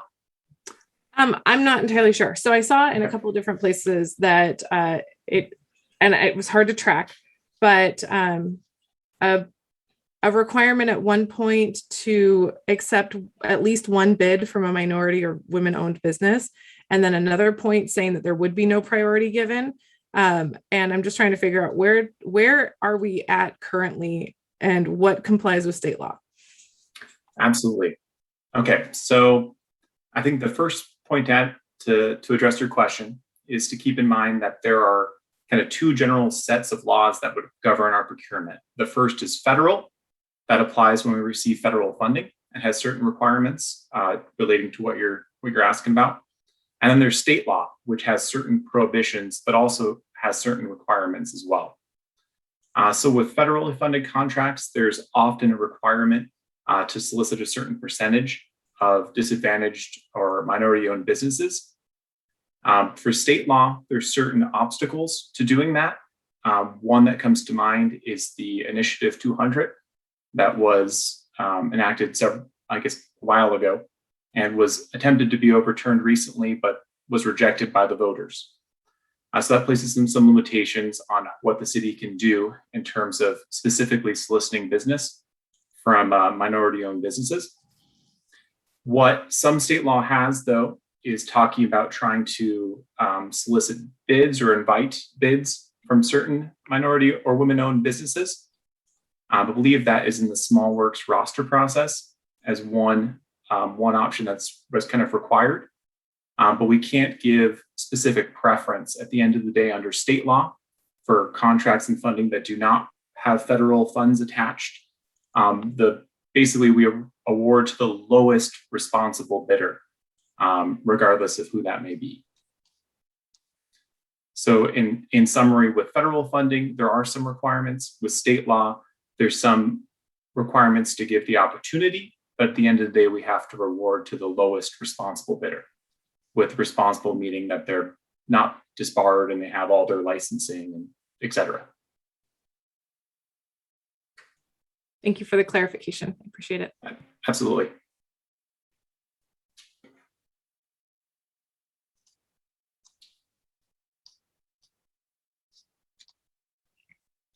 Any other questions? Councilmember Zorns. Just no questions, just a quick thank you. I spent time writing notes back and forth on where to find where those the language was changing, a little bit of increase where the city manager is authorized to streamline things. So just thank whoever put this together, this information together. Thank you. I know there was a lot of details and I figured it out. So thank you. Well done. Thank you very much.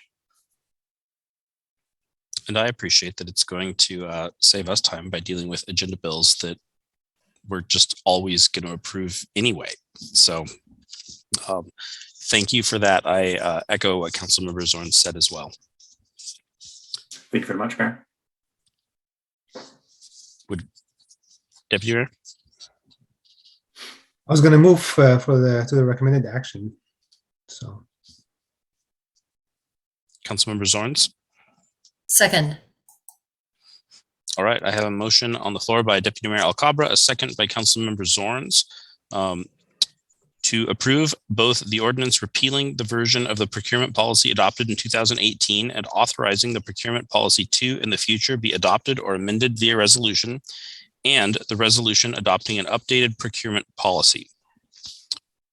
Would anybody like to speak to the motion? All right, City Clerk. Please say yes or no when I call your name. Councilmember Zorns, Yes. Mayor Thompson, Yes. Councilmember Alderks, Yes. Councilmember McNeil, Yes.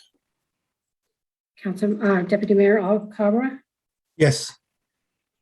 Passes 5-0 with council members Menke and Dorr absent and excused.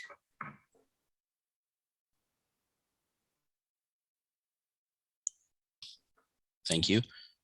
I'm going to try this again. Council conversations.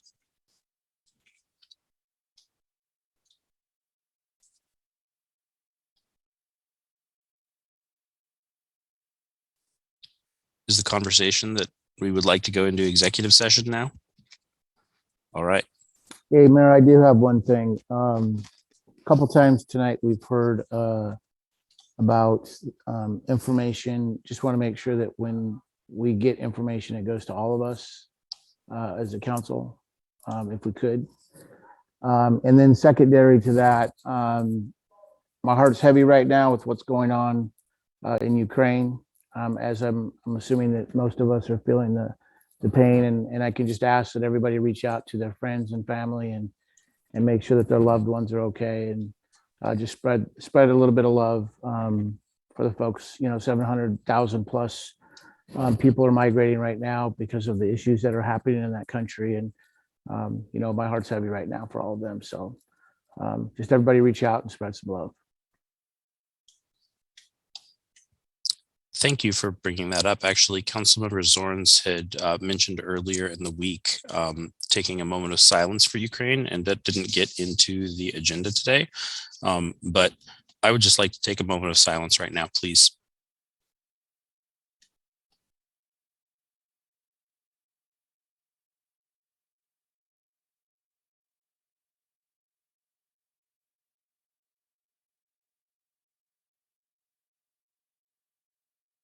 Thank you for bringing that up, Councilmember McNeil. And is there something in particular that you felt that you weren't given access to that other people had? No.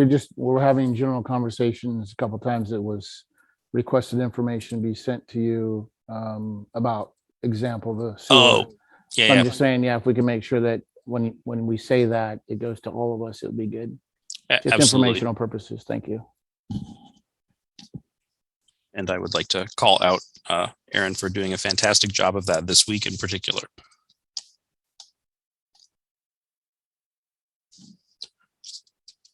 All right. Oh, Councilmember Alders. I want to thank Councilmember McNeil for bringing up the situation that is in Ukraine, and Councilmember Zorns for suggesting a moment of silence. There are people dying as their country is invaded, and people who are fleeing for safety, and some very, very brave people who are stepping up to defend their homeland and their communities. And today, when I met with our interim city manager, I took a moment to just thank her for keeping our city moving forward in times of security, and that when the contrast is so stark between people who are not experiencing security in their daily lives, who know that their loved ones are in harm's way, and who are fighting for freedom and for justice, we can be a little extra grateful for our safety and security. This week, I also had the opportunity to sit my kids down with a representative from an organization that pairs classrooms with the descendants of Holocaust survivors, so that their descendants can both share their stories and connect the rest of the world to these stories that are being lost as our survivors are aging and passing away. And one of the lessons that was passed on to me by this delightful 34-year-old mom of a toddler in New York, whose grandparents survived the Holocaust, was being a little extra grateful when things are good. It is so easy to take for granted the ease that we enjoy, and to have the opportunity to just say thank you to one another when we are safe, and to know that there are ways that we can stand up and support and show solidarity for those who are in harm's way. And so I don't know if there's any interest here on the council, but I have seen some jurisdictions across the United States issuing proclamations of support for Ukraine. And if that is something that the council is supportive of, we could prepare that for next week. Councilmember Zorns, did you put your hand up? Put it down and then put it back up because I didn't take it down. So no, I would absolutely support it. I heard, I am when I was a university student, I was like, oh, got to check your facts all the time because it's really easy to throw facts around and make it sound like authoritative. And I heard the news say 70,000 Ukrainians in the state of Washington. And I went, okay, so before I go start popping off that number as fact, I'm going to start doing research. And it's between 50 and 100,000 Ukrainians in Washington state alone, which, we could be looking at those numbers coming up. So in your answer to a proclamation of support, absolutely. Absolutely. Deputy Mayor Alcabra. I completely agree. We need to have a proclamation of support. I would expand it to all the other places that have also been invaded and haven't seen justice. So I see that we're all supporting this. I fully support this, but I will make it more general because this is not the only, Ukraine is not the only country that's been invaded. Councilmember Zorns. You're muted. You guys aren't good at speech reading. Sorry about that. No. On a little teeny square. Absolutely, because within the last 6 months, we have Afghanis that are here. So, yeah. Not to steal. I just my one caution is make sure that it's, you want to cast a bigger umbrella, a bigger net. Do that at another time. Let's really address the most immediate people who are hurting and who are have loved ones and family and friends that are in both, immediately being impacted by this. Afghans were immediately impacted a little bit ago too. So I'm just saying that we need to have, I fully support having this thing, but I also encourage us to look at. No, Afghanistan is current, and it's current. It's got the it's just a little further ahead of the game of what different of what Ukraine's going through. So it's fresh and current. The Rohingya and the Karen in Burma. There's unfortunately a long list. So no, I have no problem with doing a Ukraine proclamation.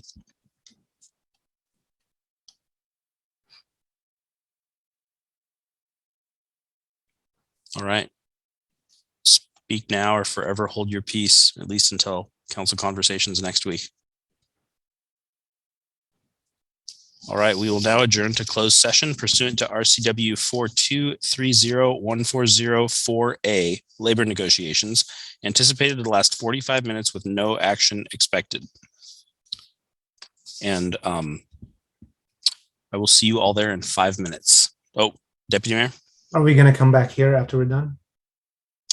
No. Okay, there it is. All right, thank you. See you guys on the other side. Are we following number 9 on the deal, Mayor? Labor negotiations expected to last 45 minutes with action expected. Is that a typo? It's typo. Been later clarified. Okay, thank you. That is correct. We are not expecting to take action this evening. Thank you. All right. See you there.